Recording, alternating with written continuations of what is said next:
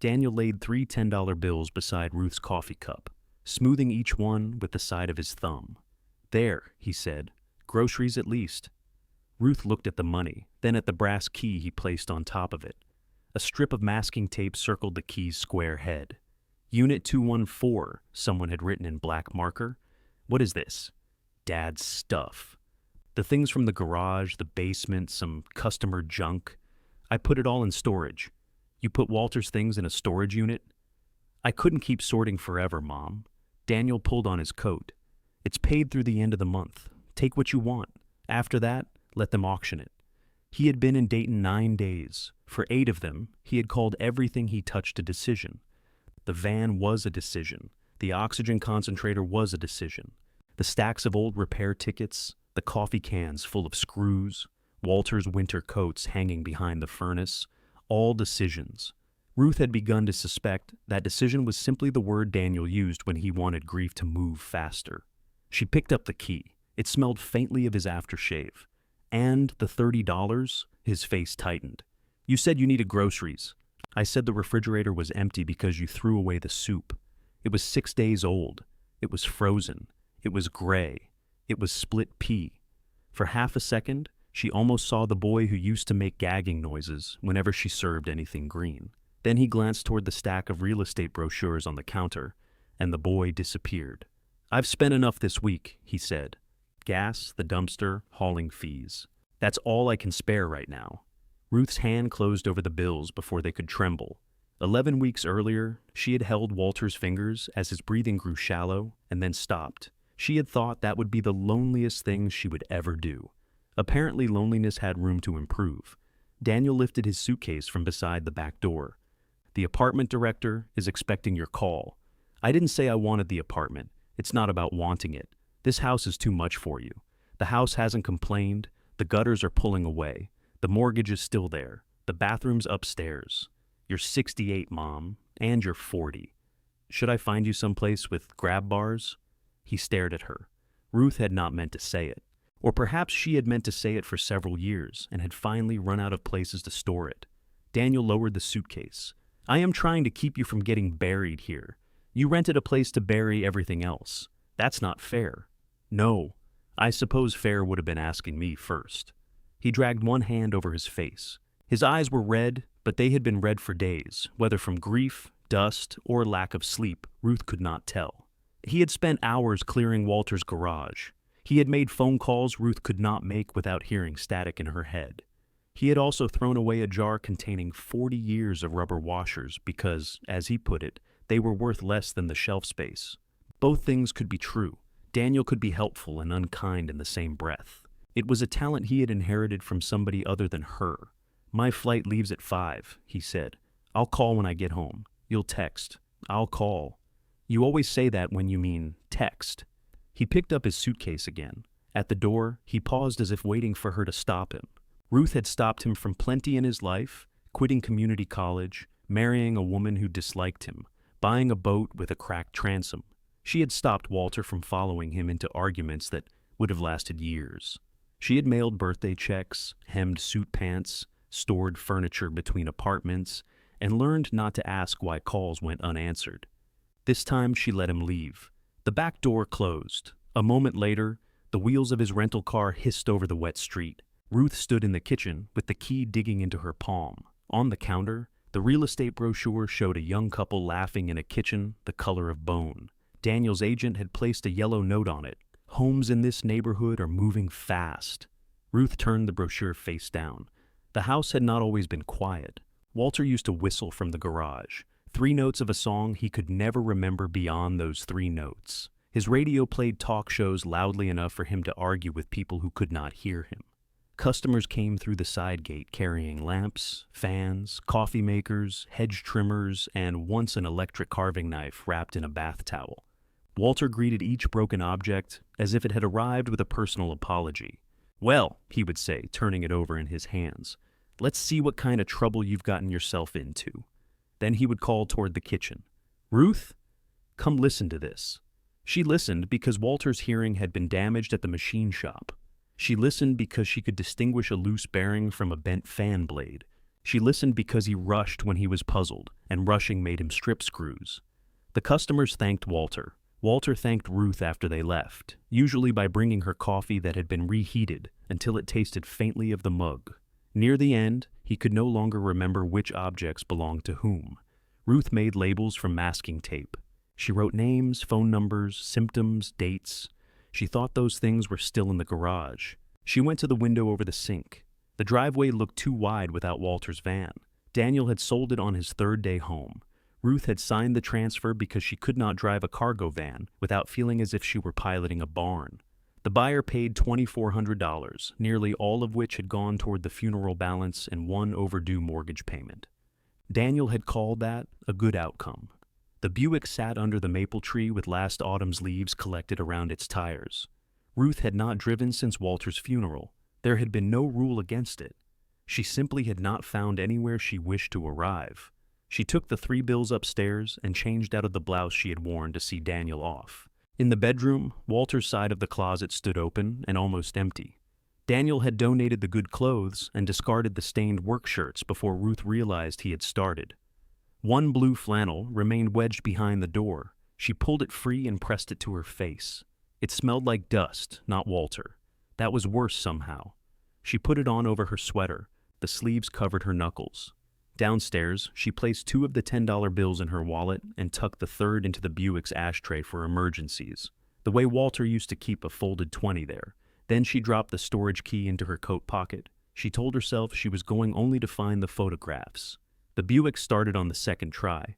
Its heater coughed cold air at her ankles. As Ruth backed down the driveway, she caught sight of herself in the rearview mirror, white hair pinned badly, Walter's shirt hanging from her shoulders, mouth set in a line she recognized from her mother.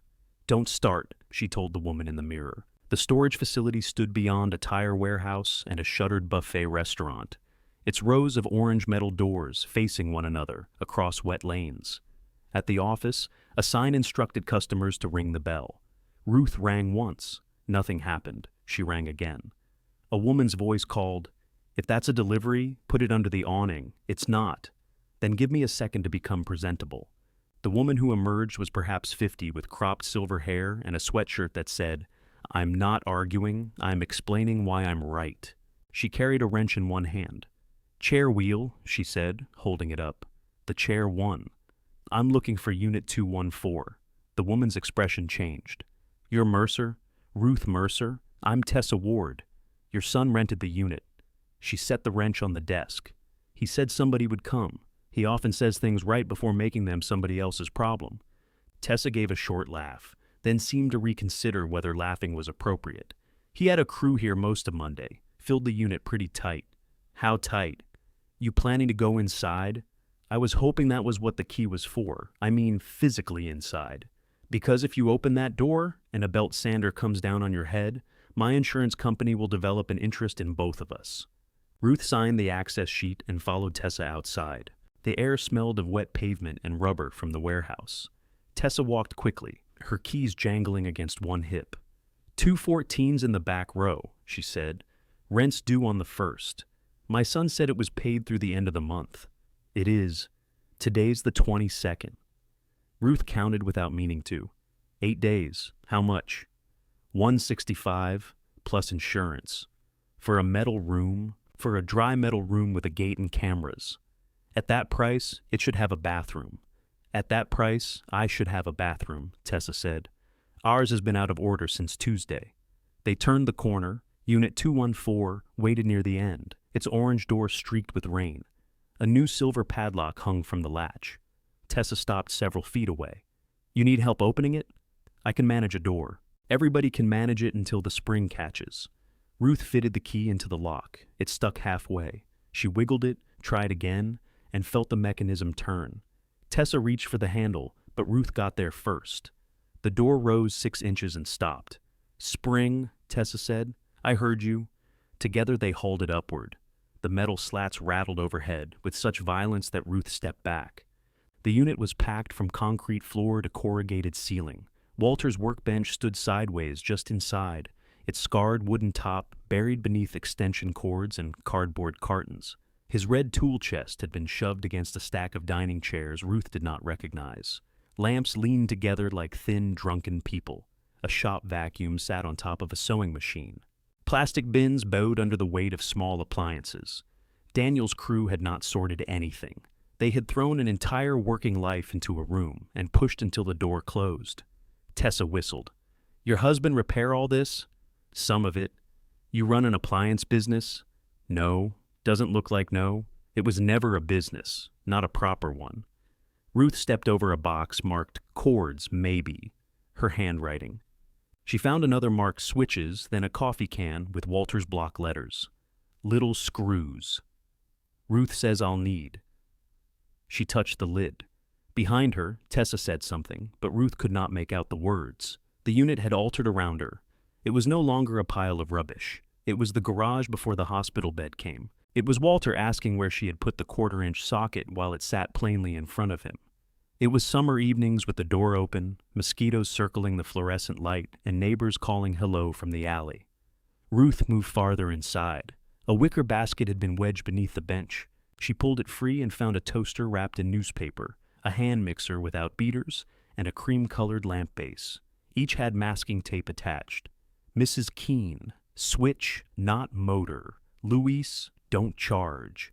The last label had been written by Walter. His letters wandered downhill, as they had begun to do in the months before Ruth accepted that something was wrong. Ask Ruth about gear. She sat down hard on one of the unfamiliar dining chairs. Tessa came closer. "Ma'am?" Ruth turned the mixer over. The housing was yellowed, the vent clogged with flour and grease. She remembered it now. Evelyn Keene had brought it by almost a year ago, swearing the motor was dead. Walter had plugged it in, heard the low hum, and called Ruth from the kitchen. Ruth had told him the motor was fine. One of the nylon gears had probably split. Then Walter began missing appointments. The mixer vanished beneath other things. Evelyn stopped asking. "Do you have a phone in that office?" Ruth said. Tessa looked at the cell phone lying on the workbench where Ruth had set it. "One with buttons," Ruth clarified. "Big ones, preferably." Tessa studied her for a moment, then nodded. "Come on." In the office, Ruth used the number written on Walter's label. It rang 5 times. A woman answered cautiously. "Hello? Evelyn? This is Ruth Mercer." Silence filled the line. Then Evelyn said, "Oh, honey, I heard about Walter. I kept meaning to call, but I didn't know what a person says. Neither do I." Another silence, softer this time. Ruth looked through the office window toward the long row of orange doors. "I found your mixer. My mixer. The cream one. You said the motor was dead. Walter said it wasn't. No. It's likely the main gear." Evelyn gave a small, surprised laugh. "That's what he told me. Said you'd know which one." Ruth's fingers tightened around the receiver. "He told you that?" "Of course. Walter always said you were the one who could hear what was wrong." Outside, rain began ticking against the office glass. Ruth looked down at the remaining 2 $10 bills in her open wallet. 8 days, $165, and a room full of promises nobody expected her to keep. "Evelyn," she said, "how soon do you need that mixer?" "Soon as you can," Evelyn said. "Not because I'm desperate to bake anything. I just want to know whether the old thing has one more round in it. How far are you from Linden Avenue?" 25 minutes if people behave at the lights." Ruth glanced at the clock above Tessa's desk. It was 10 after 4. "Bring the beaters if you still have them." "I know where my beaters are." "I didn't mean, I'm teasing you, Ruth. Lord, I'm out of practice." When Ruth hung up, Tessa was leaning against the filing cabinet with her arms folded. "A customer?" she asked. "A friend?" Sounded like a customer. She hasn't paid anybody. That usually makes them customers faster. Ruth returned the phone to its cradle. "I need to find a few tools. Gate locks at 7. I won't be that long." Tessa looked toward the window, where the rain had sharpened. "That's what every person with a storage unit says before I find them at 8:30 trying to fit a mattress into a compact car." At Unit 214, Ruth discovered that Daniel's crew had put the tool chest behind the workbench and the workbench behind nearly everything else. She shifted 2 lamps, a milk crate of power cords, and a cardboard box marked Walter, Personal. The bottom of the box sagged when she lifted it. Tessa caught the other side before it opened. What did he keep in here, bricks? Owner's manuals. Of course he did. Together, they set it on a stack of plastic tubs. Ruth pulled a narrow path open to the red chest. Its drawers would not move because the bench pressed against them. She stood with both hands on her hips. "You want the wrench?" Tessa asked. "I want whoever packed this to come back and do it properly. That wrench costs extra." Ruth almost smiled. "Can you help me turn the bench? I'm wearing office shoes." Ruth looked down at Tessa's black sneakers. "They're very administrative," Tessa said. They moved the bench 6 inches at a time. One leg caught on a seam in the concrete. An unplugged floor fan slid from the pile and landed with a clang that echoed down the row. Tessa jumped. "That's the kind of thing I meant about objects attacking people. It missed us. That is a low standard for workplace safety." "It's not a workplace." Tessa gave her a look. "Good." Once the drawers cleared, Ruth opened the second one. Walter had never understood the point of dividers. Wire strippers lay beneath wood chisels. A tire gauge was tangled in a string of Christmas lights. Ruth removed 3 screwdrivers before finding the stubby Phillips she wanted. The mixer sat on the workbench. Its cord was stiff near the plug, but not cracked. She turned the speed selector. It clicked through each position. That was something. "Do you have electricity?" she asked. "Not in the units." "Then why is there a light fixture?" "So you can admire what you're storing." Ruth tipped the mixer and removed the bottom screws. One resisted. She pressed harder, felt the screwdriver start to slip, and stopped. Walter always forced stubborn screws. Ruth had spent half her life saying, "You're stripping it?" and the other half handing him a rubber band to recover the damage. She found a wide rubber band in the top drawer, stretched it across the screw head, and tried again. The screw turned. Tessa watched from the doorway. "That's clever. That's marriage." Evelyn arrived in a red raincoat, carrying the mixer's beaters in one hand and a foil-wrapped loaf in the other. She was broad through the shoulders, with lipstick a shade brighter than her coat, and rain sparkling on her short gray curls. "You look exactly the same," she told Ruth. "No, I don't." "Well, neither do I." It seemed kinder to lie to both of us.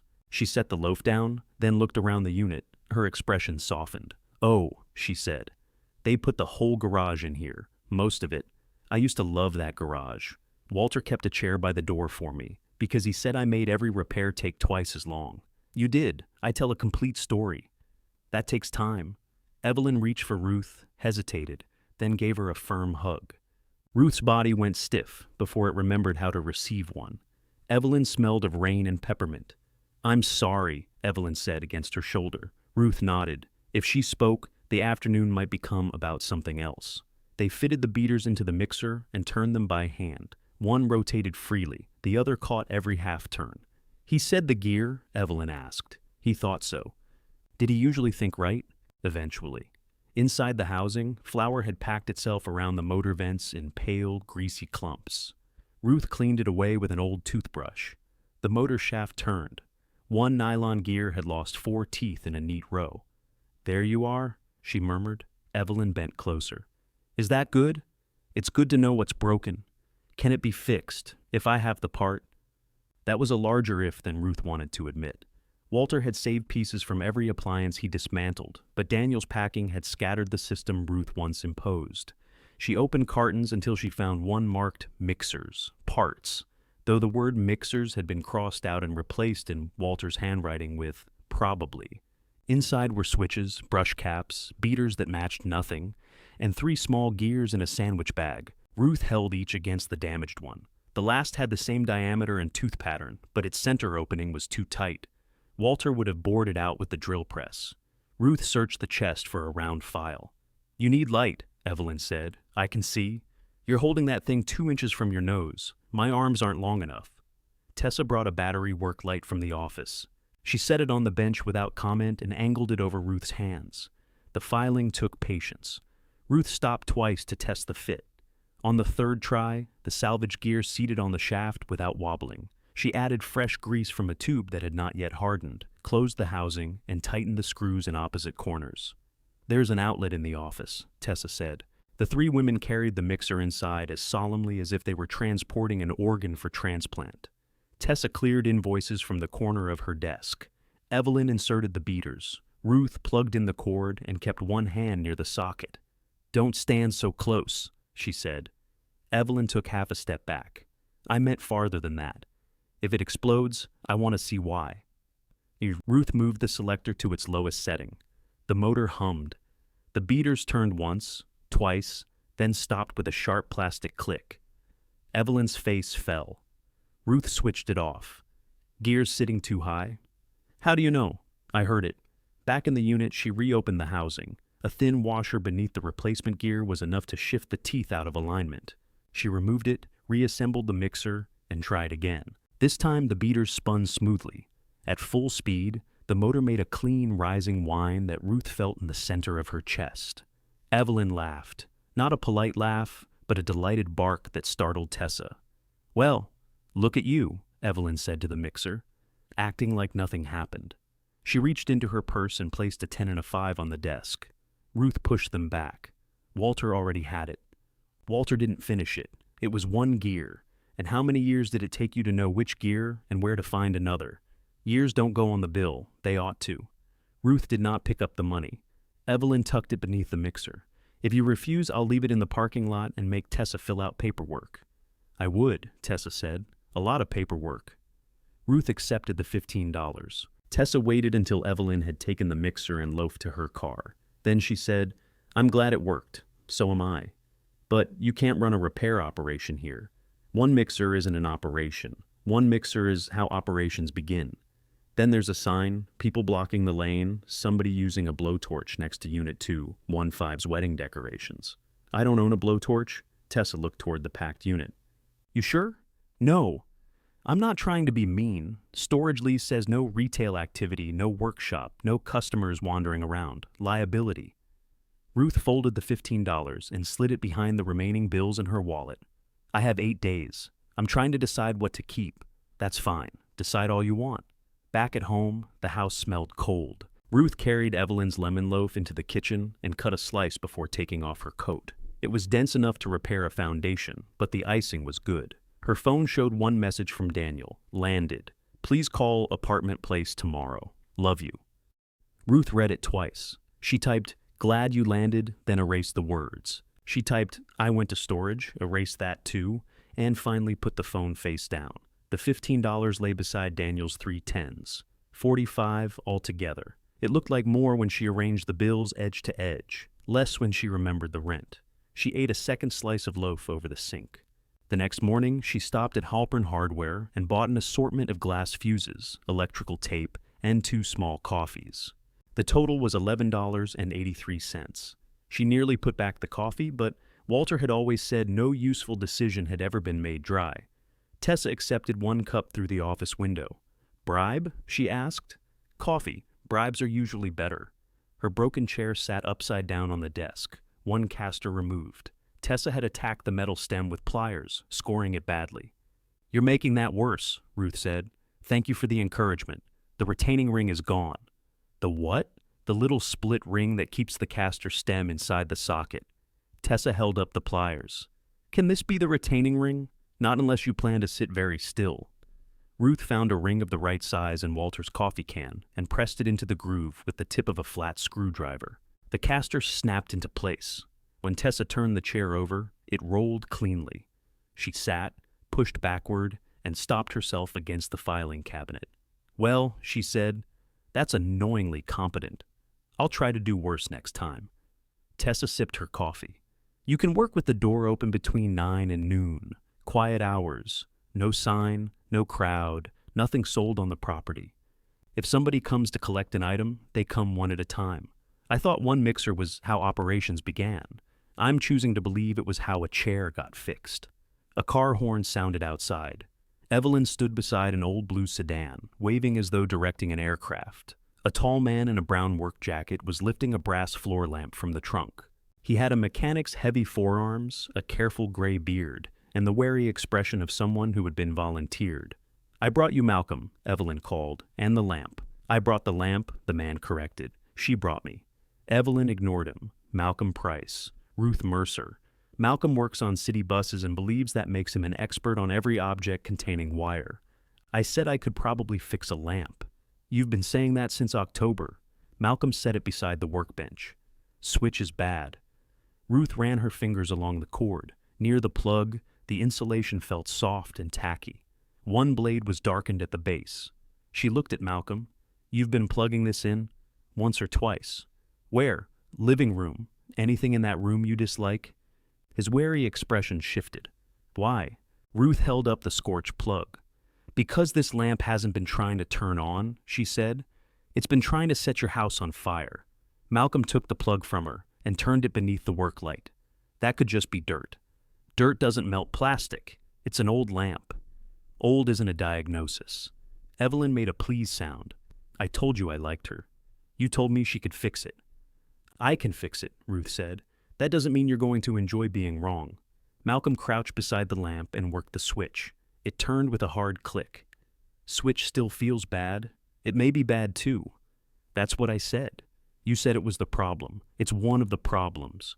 He looked at her, then at the lamp. How much? I haven't opened it. Ballpark. I don't play baseball with electrical fires. Tessa appeared at the doorway with her coffee. One at a time was the arrangement. We came in one car, Evelyn said. That is not what one at a time means. I can wait in the office. You cannot answer my phone. I answer beautifully. Tessa pointed down the lane, 10 feet from the door. Evelyn carried her coffee outside and settled into the passenger seat of Malcolm's sedan with the door open, announcing that she was now 10 feet away and socially isolated. Ruth removed the felt from the lamp's base. The cord insulation cracked where it entered the threaded tube. Whole cord needs replacing, she said. Socket 2. The paper liner is scorched. Malcolm leaned closer. That socket's been in there since my parents bought the lamp. Electricity doesn't respect family history. Not much does. The words landed differently from his others. Ruth glanced at him, but he was examining the brass base. Evelyn said, You work on buses, 27 years. You do electrical, mostly mechanical, brakes, cooling systems, doors. Enough wiring to know I don't like wiring. A sensible man. Don't tell Evelyn. The correct brown cord was coiled in a bin beneath 3 rolls of lamp wire. Ruth measured twice, cut it, and handed Malcolm the stripped end, threaded up through the base. He did, careful not to scrape the insulation. His hands were large but precise, the nails permanently dark at the edges from grease. When the cord reached the socket cup, Ruth tied an underwriter's knot. Malcolm watched. That necessary? It keeps a tug on the cord from pulling the wires off the terminals. I know what it does. Then why ask? Wanted to know if you knew. Ruth looked up. The corner of his mouth moved. Now we're even. She could have been offended. Instead, she laughed, one brief sound that felt strange in her throat. From the car, Evelyn called. What did I miss? Nothing, Malcolm said. Then it must have been funny. The new socket took longer than the mixer. One screw terminal was crooked, and Ruth refused to trust it. She opened another package, found a good socket, and wired the rib conductor to the silver screw. Malcolm set the lamp upright in the office and fitted its shade. Tessa unplugged her computer monitor before allowing the test. It's not going to surge through the building, Malcolm said. This office has one working chair, Tessa replied. I'm protecting my assets. Ruth switched on the lamp. Warm light spread across the desk, softening the water stains in the ceiling tile. Malcolm stared at it longer than the repair required. My ex-wife hated that shade, he said. Evelyn, who had violated the 10-foot rule sometime during the rewiring, leaned against the doorframe.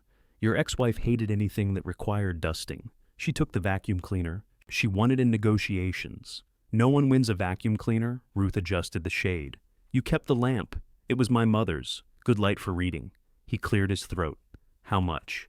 The cord and socket had come from Walter's stock, but that did not make them free.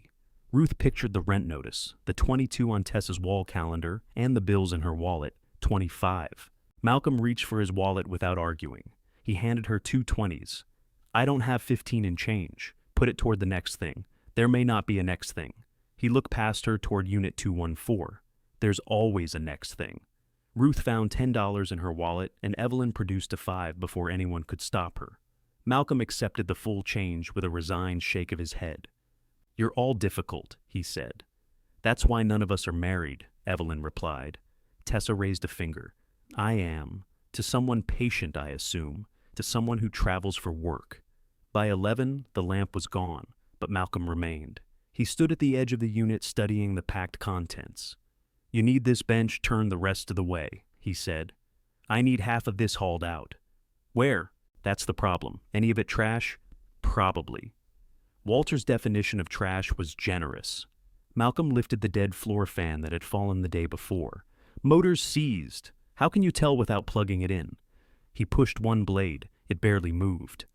Old isn't a diagnosis, he said. Ruth took the fan from him and set it beside the door. Trash pile.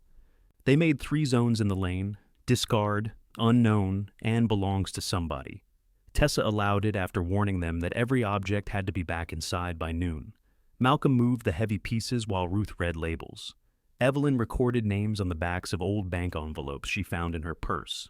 Why do you have 17 envelopes? Malcolm asked. Because paper remembers. Your phone remembers. My phone also changes things when I touch it. The belonging to somebody pile grew alarmingly fast. A toaster oven marked Harris. 2 lamps for R. Clark. A pressure washer with no tag but a phone number written on its handle. 3 fans. A sewing machine bearing a faded luggage tag for Luis Mendoza. Ruth found the clipboard beneath a carton of sanding discs. 43 repair slips were clipped beneath a cracked plastic cover. Some had been completed and marked paid. Others had question marks beside the prices. 12 were unfinished. She sat on the edge of the workbench. Evelyn stopped writing. That bad? He made promises. Then he got sick. He didn't tell them he was sick. He didn't tell anybody anything he couldn't repair.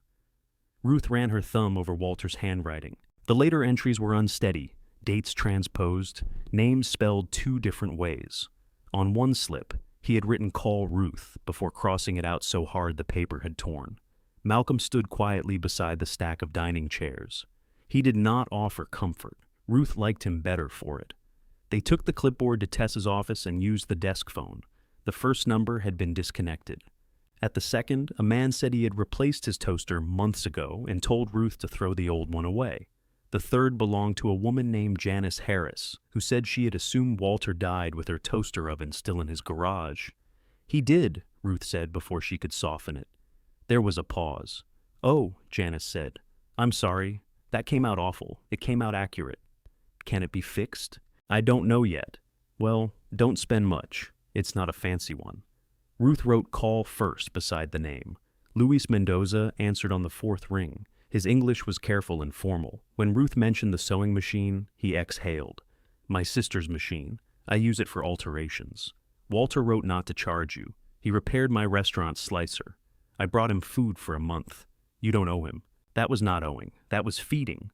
Ruth looked at the tag. The machine's power cord had been wrapped around its wheel, too tight, bending the wire. I'll look at it. You are repairing now?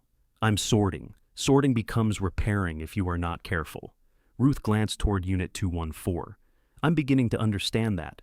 They called all 12 numbers. 4 people wanted their items back, whether repaired or not.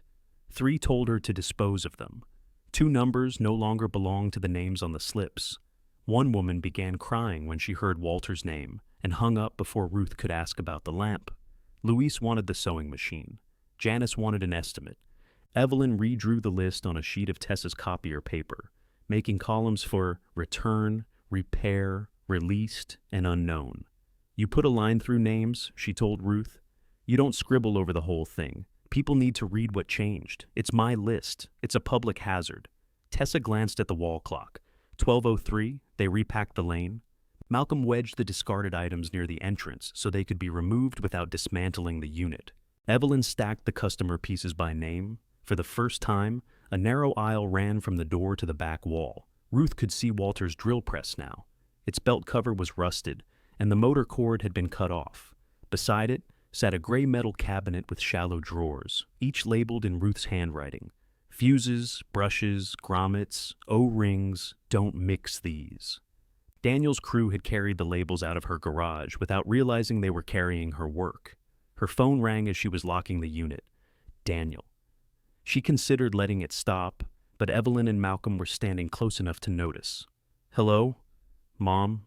You didn't answer my text. I read it. That's not the same as answering. I'm aware. An announcement echoed behind him, followed by the metallic ding of an elevator. He was probably at work, moving through one of the glass buildings he described as if Ruth had never seen an office. Did you call the apartment director? He asked. No. Why not? I had other things to do. What things? Ruth watched Malcolm secure the lamp in his trunk with an old blanket. Evelyn stood beside him, reorganizing the folds. I repaired a mixer and a floor lamp. Daniel went silent. At the storage place? Yes. Mom, those things are junk. I told you to keep what you wanted, not start digging through every broken toaster Dad ever touched. They belong to people, then give them back broken. He promised to fix them. Dad promised everybody everything. That's why the garage looked like that. Ruth's hand tightened on the phone. You paid $600 to have other people throw it in a room? To clear the house so we can sell it. We are not selling the house. We need to discuss this when you're calmer. I am standing in the rain holding a telephone. I couldn't be calmer without becoming a pond. Evelyn looked over. Malcolm did not, though his shoulders had gone still. Daniel sighed. I may come back next weekend. We'll finish the storage unit together. No. What? Do not come back to empty it. Rent is due in a week.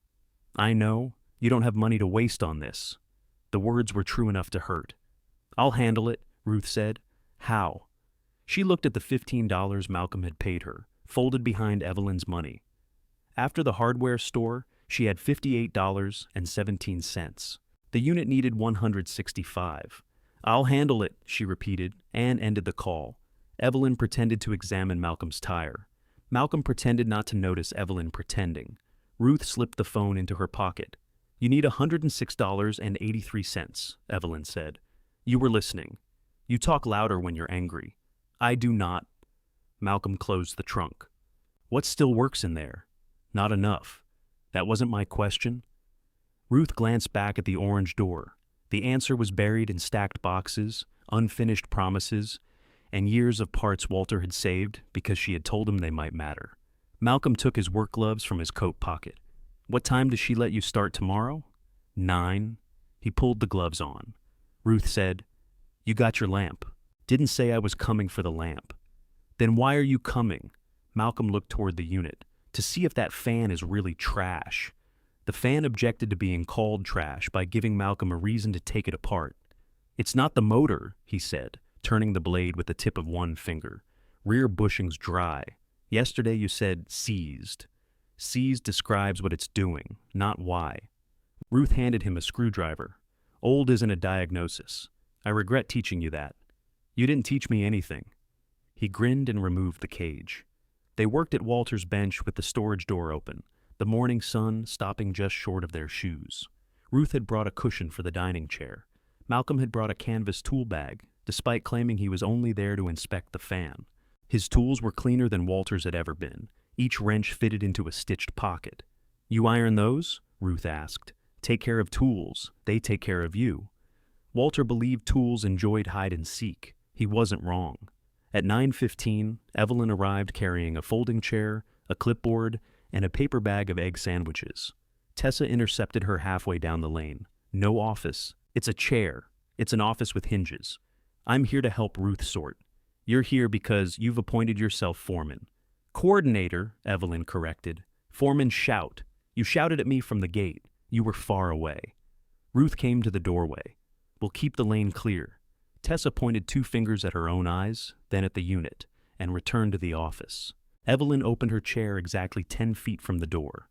I respect boundaries, she said. Malcolm accepted an egg sandwich. You brought 3. I hoped Tessa would soften. She won't. Then you get 2.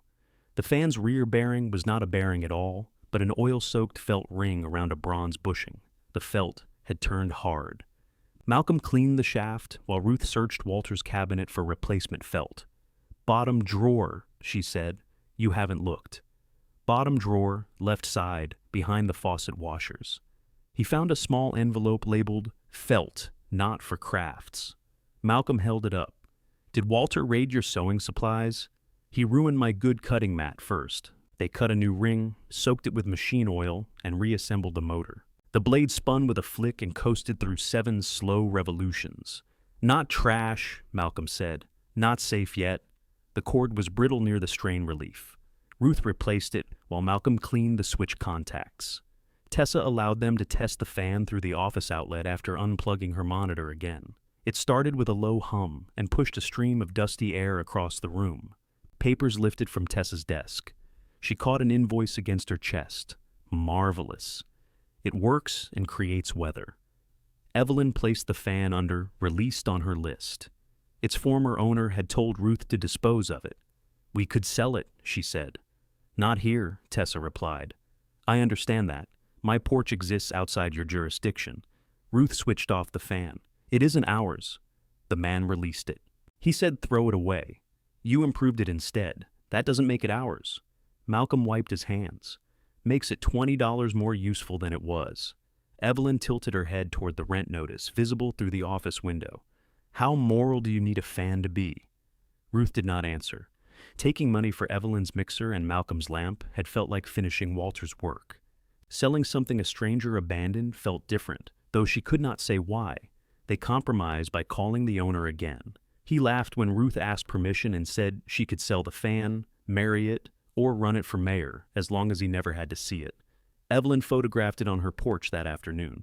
By then, Ruth had stopped arguing. Janice Harris arrived before 10, carrying a purse large enough to hold emergency supplies for a week. She walked straight to Malcolm. Are you the repairman? No. Oh. She looked at Tessa. Also no, Tessa said. Ruth lifted Janice's toaster oven onto the bench. I called you. Janice blinked. Yes. I just assumed that I answered the phone. Evelyn covered a cough with the clipboard. The toaster oven had not been worth much when new. Its door sagged, grease clouded the glass, and one control knob had been replaced with a silver knob from a stove. Walter's slip said, no heat, check thermal fuse. He said it would be an easy repair, Janice said.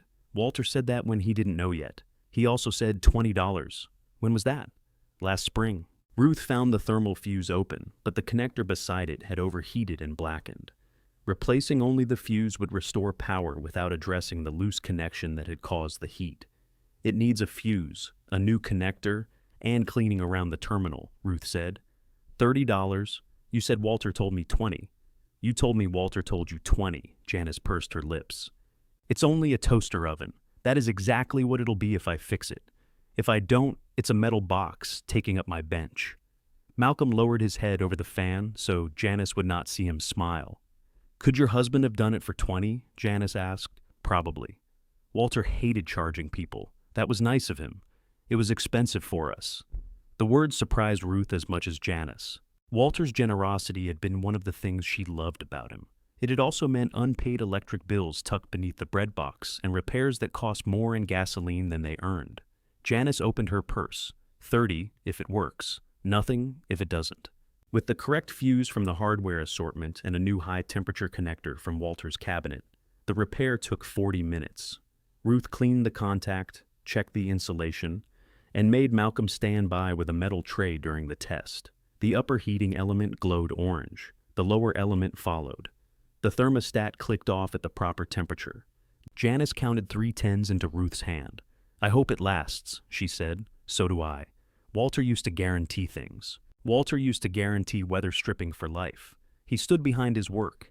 He died before your toaster was finished, Janice. I'm not offering lifetime guarantees. Janice went quiet.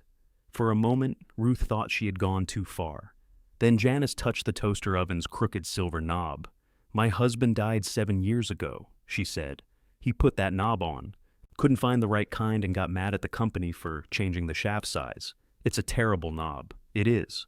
They both looked at it. 30 days, Ruth said. If the same problem returns, bring it back. Janice nodded. Fair. After she left, Evelyn wrote 30 days same fault only at the top of a fresh sheet. I did not authorize a policy, Ruth said. You spoke one into existence. Luis Mendoza came for the sewing machine just before noon.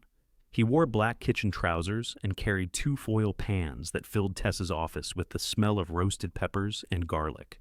I said I would look at it, Ruth told him. I didn't say it was ready, I know. Food is not payment, it feels like payment. Then you misunderstand food. He uncovered chicken, rice, peppers, and warm rolls. Even Tessa abandoned her desk. The sewing machine's problem was simple, but inconvenient. Its motor belt had stretched until it slipped under load. Ruth had no replacement of the correct length.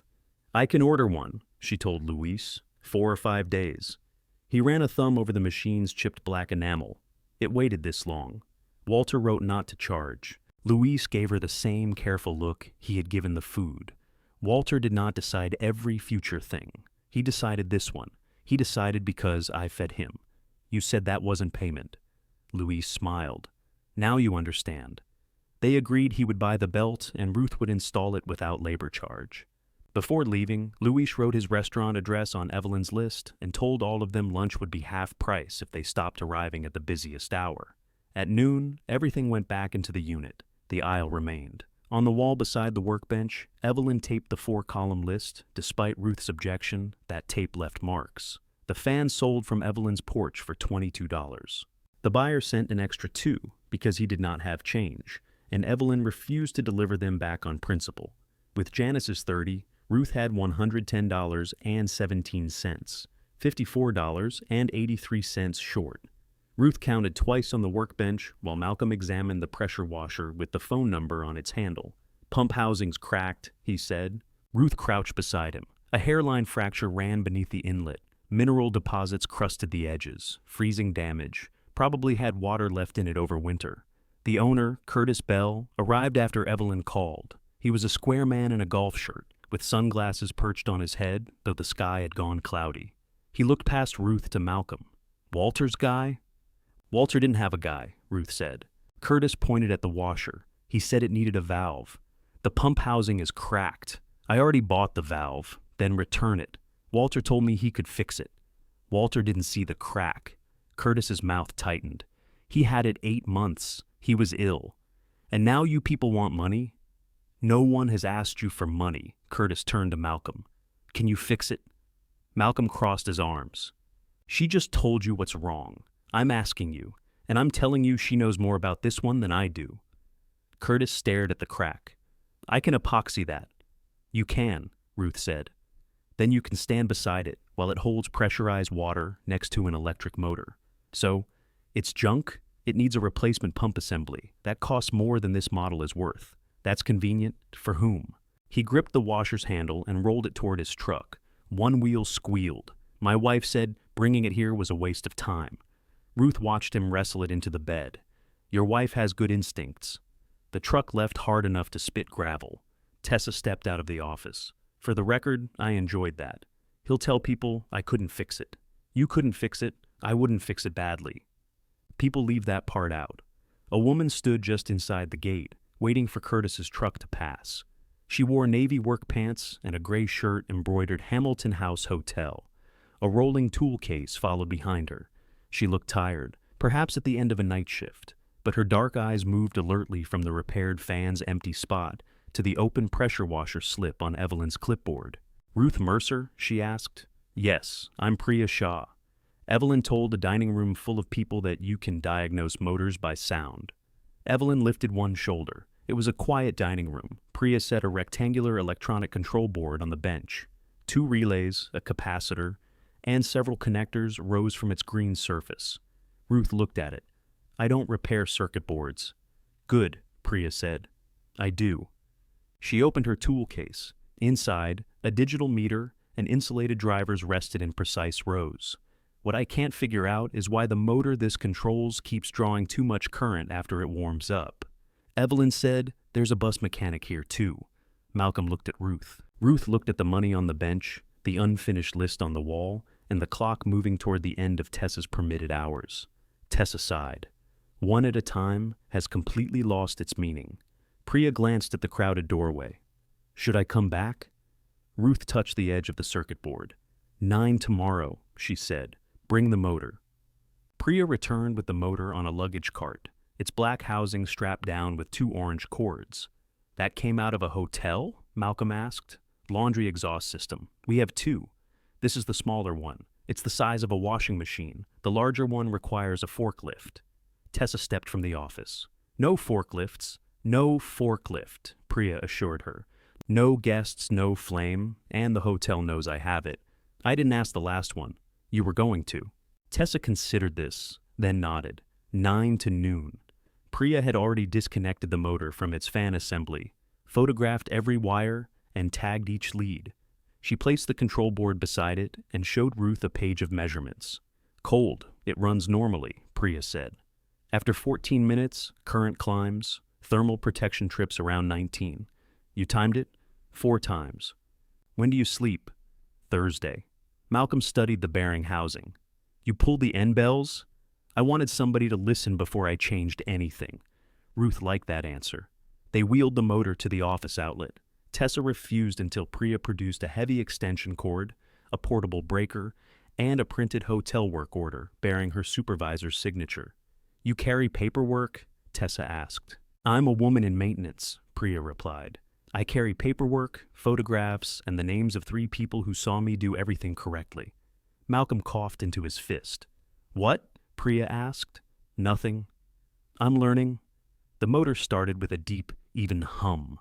Ruth stood to one side, watching Priya's meter. For 10 minutes, nothing changed. Evelyn arrived with coffee and was banished to her folding chair before she could ask questions. At 12 minutes, Ruth heard it. A soft scrape at regular intervals, almost hidden beneath the motor's drone. "There," she said. Malcolm leaned closer. Priya checked the meter. Currents rising, shut it down. When the shaft stopped, Malcolm rotated it by hand.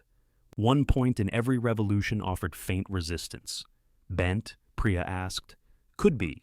Ruth touched the housing near the rear bearing. It was warmer than the front, or moving when it heats.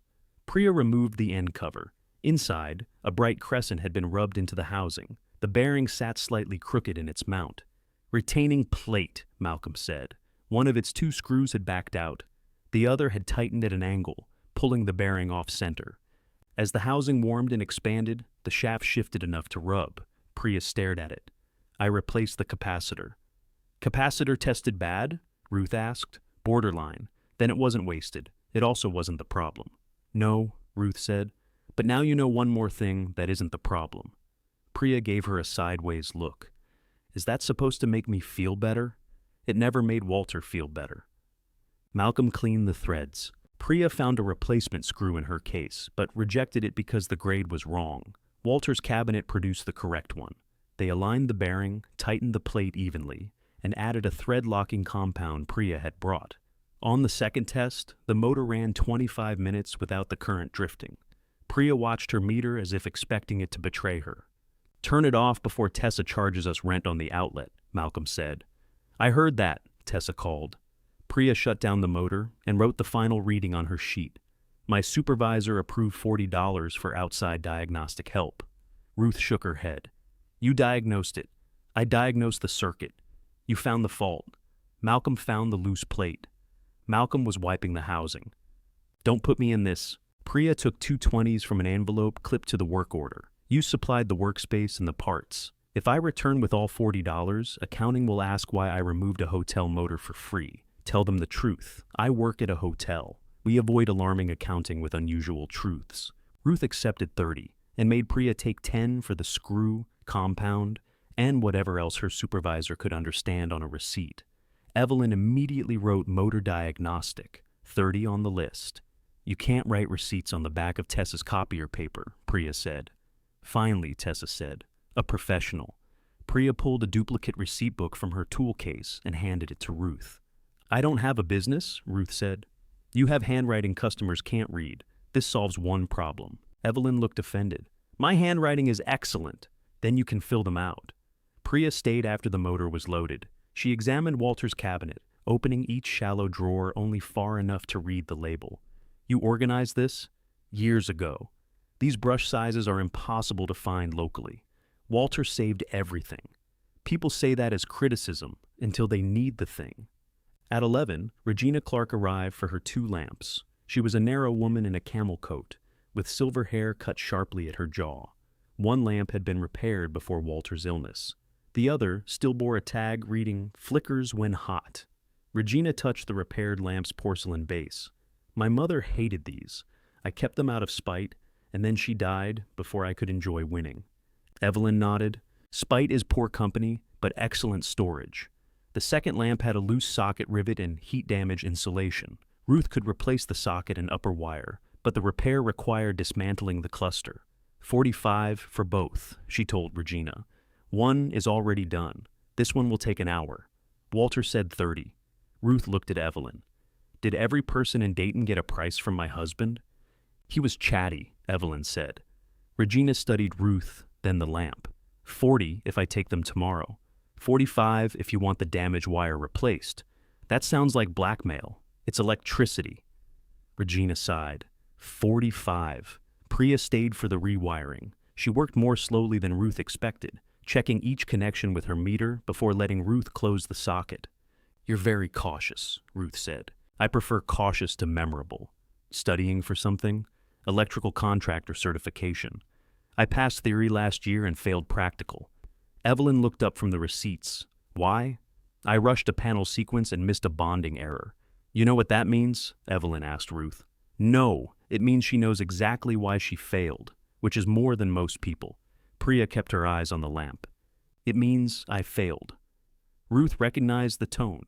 She had used it whenever somebody tried to turn disappointment into a lesson before she had finished being disappointed. "You won't rush the next one?" she said. "No." That was all Priya needed. Regina paid $45 the following morning and carried both lamps away wrapped in Malcolm's old moving blankets. He insisted she return the blankets. She told him she would consider it.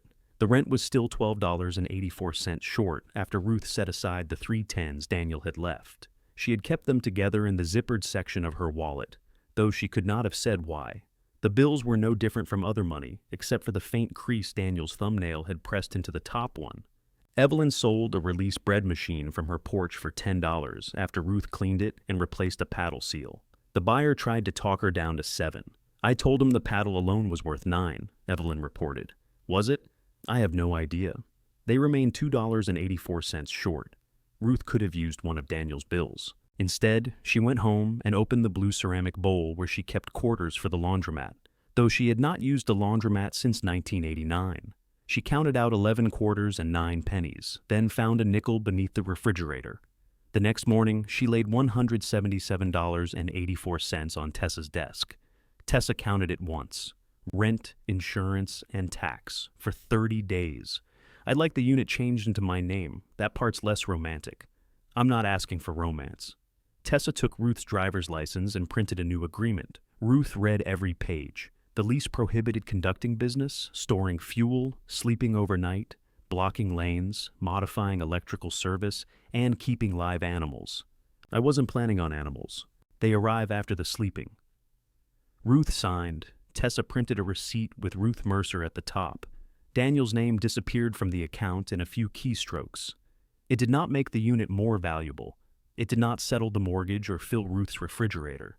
It only meant that if the orange door opened next month, it would be because Ruth had decided it should. Tessa slid the receipt across the counter. "I need to be clear. Paying rent doesn't change the rules. You still can't run a public shop here. We're finishing existing work.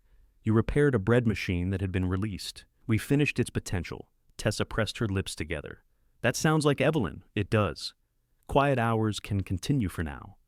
Door open. No machinery that overloads my office circuit. No crowd. What qualifies as a crowd? Evelyn and anyone she's spoken to. Ruth folded the receipt into her wallet, behind Daniel's 310s. At Unit 214, Malcolm had cleared a second work surface by laying a solid door across 2 low cabinets. Priya was labeling the outlets on her power strip. Evelyn had obtained an actual ledger and was drawing columns with a ruler. Ruth held up the receipt. Malcolm nodded once. Priya smiled. Evelyn abandoned her ruler and hugged Ruth hard enough to bend the paper. "You paid it," she said. "We paid it." The word came out before Ruth could inspect it. Evelyn released her. Malcolm suddenly became interested in the pressure washer slip. Priya lined up her pen with the ledger's edge. Ruth placed the receipt in the top drawer of the workbench. Beneath it lay Walter's unfinished slips and the duplicate receipt book Priya had given her. The drawer resisted before closing, swollen from damp years in the garage. "What do we call this?" Evelyn asked. "A storage unit," Tessa shouted from somewhere outside. "I mean, on the receipts. We don't call it anything. People need to know where they brought things." "They are not bringing things," Tessa shouted. Priya turned a blank receipt toward Ruth. "You should have a name, even if it's temporary." Ruth looked around at the narrow aisle, the lamps leaning against plastic tubs, and the coffee can of little screws Walter had believed she would someday need. A business name felt too large. Walter Mercer Repairs felt false. Mercer Wife felt worse.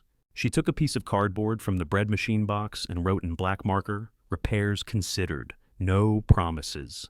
Evelyn read it aloud. "That is the least inviting sign I have ever seen. It's accurate." Malcolm propped it on the bench facing inward, where nobody in the lane could see it.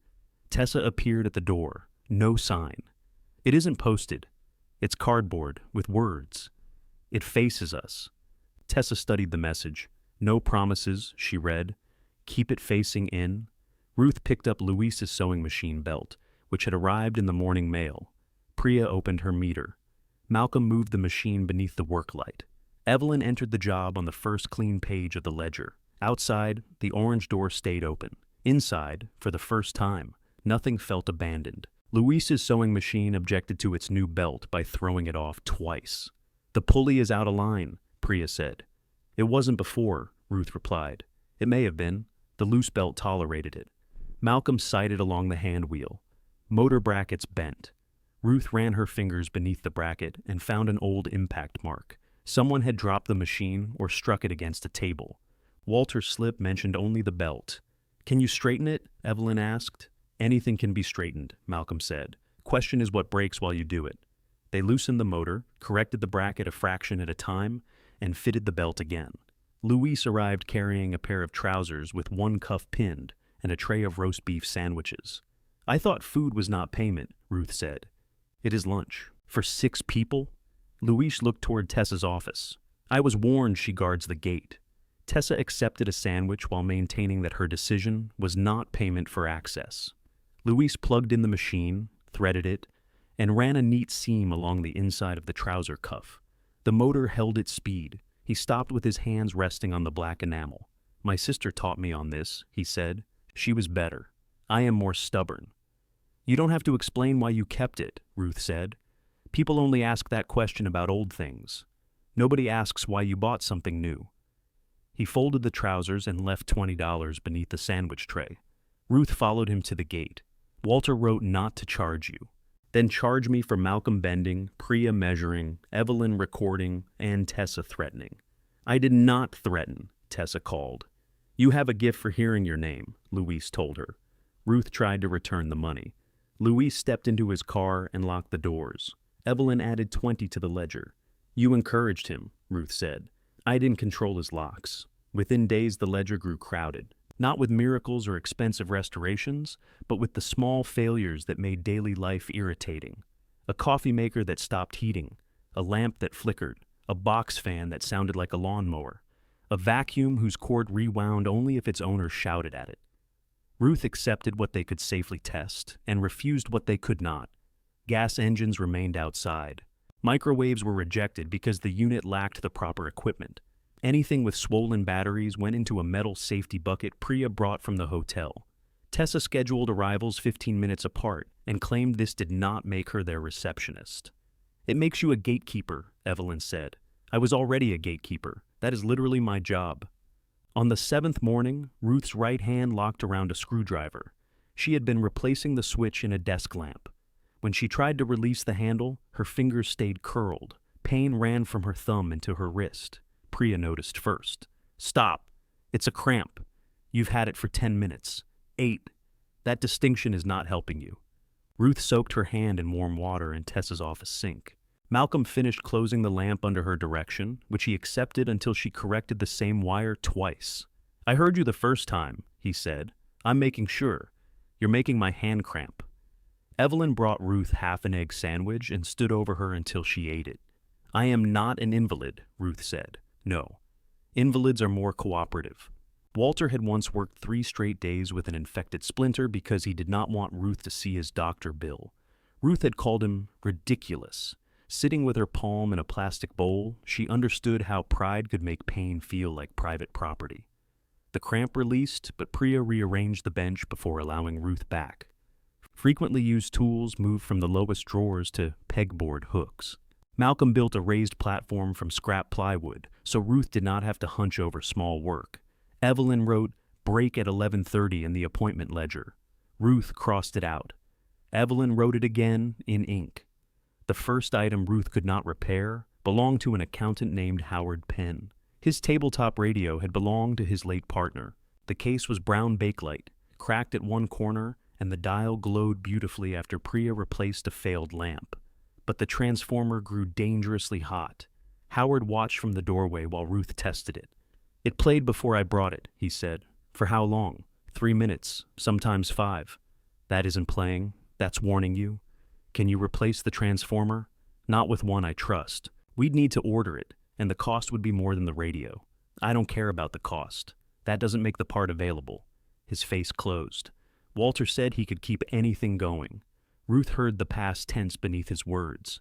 Walter said many things while holding a screwdriver, she replied. Howard took the radio without thanking her. He returned the following afternoon. Ruth braced herself for an argument. Instead, he placed a small wooden sign on the bench. Its letters had been cut cleanly into walnut. Repairs considered.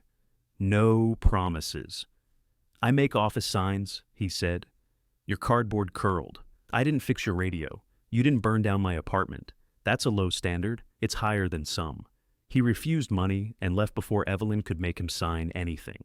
Malcolm mounted the sign inside the unit, still facing inward. The photograph began with that sign. A woman named Alina Brooks came to pick up a waffle iron for her aunt. She was in her early 30s, with tortoiseshell glasses and a canvas bag that said, "Local news is not a hobby." The iron's heating element was intact. Years of grease had jammed the thermostat mechanism. Ruth cleaned it, tested it twice, and charged $18. Alina photographed the sign while waiting. "Don't put that online," Tessa said from the lane. "I'm not posting your address. Don't post my door. It's a very handsome door. No door." Alina wrote neighborhood features for a Dayton news website. Evelyn learned this in under 4 minutes and told her about Walter, the unfinished slips, the storage deadline, the fan, the hotel motor, and the 3 columns of the ledger Ruth preferred not to discuss. "There are 4 columns," Priya corrected. "You're missing the shape of the story," Evelyn told her. Ruth objected to an article. Malcolm said nothing, which made her suspect he agreed with Evelyn. Priya asked practical questions about whether their location would be published and whether customers' names would remain private. Tessa prohibited photographs of the facility exterior, unit numbers, gate, office, and herself. Alina closed her notebook. "I can write it without identifying the location. Mostly I'm interested in why Ruth came back." "I never came here before," Ruth said. "I mean, back to repairing. I didn't come back to it. It was sitting here." "That's a better answer." Alina interviewed Ruth at Luis's restaurant, away from the storage property. Evelyn attended until Ruth threatened to leave. Walter occupied most of the conversation even after Ruth tried not to let him. His garage, his illness, his promises, his habit of charging $10 for a repair requiring $14 in parts. "Did he teach you?" Alina asked. Ruth stared at her. "No," she said. "I taught him plenty." The article appeared 2 mornings later under the headline, "Widow Finishes, Husband's Forgotten Repairs." Ruth disliked the headline. It made her sound like the final step in Walter's unfinished sentence. But the story itself described her diagnosing the mixer, correcting the lamp cord, and refusing to repair Howard's radio unsafely. It mentioned Malcolm, Priya, Evelyn, Tessa, and Luis. A photograph showed Ruth at the workbench holding a stripped nylon gear between 2 fingers. Walter's blue flannel hung loosely from her shoulders. Evelyn read every comment aloud until Ruth took away her phone. Most were kind. A few people told stories about objects repaired by parents or spouses now gone. One man wrote that modern appliances were designed to fail. Another said Ruth should start a television show. Someone asked whether she could repair a treadmill control panel. "No," Ruth said to the phone. The article did not publish the address, but it named the industrial neighborhood. By noon, 3 people had called Luis's restaurant asking how to find her. Evelyn admitted she had given the number to Alina for community contact. Tessa stopped scheduling after the ledger filled 2 pages. "This is no longer finishing Walter's work," she said. "These are new repairs. We can turn them away," Ruth replied. A woman waiting at the gate held a steam iron against her chest. An older man had brought a blender and a grocery sack. Neither looked dangerous or wealthy, or likely to understand why their broken things created a lease problem. Ruth went outside one at a time. She inspected the iron and refused it because corrosion had reached the heating plate. She accepted the blender after its owner agreed to an estimate and no promise. By the end of the day, her hand ached again. At home, the answering machine blinked with 6 messages. 2 were repair requests. One was from the real estate agent asking whether Ruth had considered a spring listing. 3 were from Daniel. She played the first. "Mom, call me when you get this." The second came 19 minutes later. "I saw the article. I don't understand why I had to find out online. In the third, his voice had changed. The irritation was gone, replaced by the bright, persuasive tone he used when describing a restaurant he wanted other people to try. This could actually be something. Call me before you make any decisions. Ruth deleted the real estate agent's message and left Daniel's. He called again while she was heating soup. "I've been trying you all day," he said. "I was working. That's what I want to talk about." That article has traction. It has what? People shared it. The comments are strong. The story resonates. With whom? With everybody. Repair culture, sustainability, older founders, family legacy. You have 4 angles without trying. I have a blender that smells like burned bananas. You're missing the point. Ruth stirred the soup. The point is usually where the damage starts. Daniel laughed as if she had made a joke. "I'm coming down Saturday. You said you might come to empty the unit. That was before I understood what you were building. I'm not building anything." "Exactly. You need someone to help you think bigger." He arrived Saturday wearing a camel-colored coat Ruth had never seen and carrying a cardboard tray of expensive coffee. His rental car contained 2 folding display boards and a box marked Mercer Project. At the unit, he greeted Evelyn as if they were old friends, shook Malcolm's hand, complimented Priya's tool case, and thanked Tessa for working with the team. Tessa looked at Ruth. Team? Ignore him. Daniel set the coffees on Walter's bench. Then he opened one of the display boards. A polished green and gold logo filled the center. Walter Mercer Repair Company. Beneath it, in smaller letters, was the slogan, "Legacy Craft for Modern Life." Everyone went quiet. Daniel smiled at Ruth with a warmth she had been waiting years to see. "You should have told me this was working," he said. Ruth read the slogan twice. "Who is modern life?" Daniel laughed. "It's not a person, Mom. I know that. I'm asking who talks like that." Evelyn raised one hand. "People selling expensive soap." "It's placeholder copy," Daniel said. "The visual identity is what matters." Malcolm took a coffee from the tray. "Does the visual identity know Walter never wore an apron?" The logo included a small drawing of a man in an old-fashioned work apron holding a wrench. Its mustache was magnificent. Walter had been clean-shaven since 1984 and refused aprons because he said they made his stomach look organized. "It's representational," Daniel said. "It represents somebody," Ruth replied. "Not your father." Daniel turned the board around. On the reverse were color samples, lettering styles, and photographs taken from the article. In one, Ruth stood over the repaired mixer. In another, she and Malcolm examined the floor fan. Malcolm had been cropped out until only half his sleeve remained. "You did all this since Thursday?" Ruth asked. "I work with a designer. She owed me a favor." Priya leaned closer to the board. "Why Walter Mercer?" "Name recognition. Continuity. The emotional hook is that Ruth is finishing his work." "She finished his work," Priya said. "Now she's doing hers." Daniel smiled at her as if she had supported him. "Exactly. The legacy evolves. Don't exactly me when you mean something different." Evelyn looked pleased. Ruth was less pleased because Priya had said what she herself had not yet managed to say. Daniel set up the second board. It showed a drawing of a clean storefront with green shelves, hanging plants, and customers drinking coffee while they waited. Walter Mercer Repair Company appeared across the imaginary window. "Phase 1 is digital," he said. "Simple intake page, appointment requests, before and after content. Phase 2 is centralized drop-off. Partner locations collect items, you repair in batches, and customers pick them up later." "Where do these batches go?" Tessa asked. "Here initially." "No." Daniel's smile held. "Temporarily." "No." With a clock is still. "No." "Then we accelerate the move to a dedicated space." "With what money?" Ruth asked. "First we prove demand, then the options open." "What options? Loans, community grants, impact investors?" "No loans. I'm not saying now. I'm saying we build something valuable enough to choose."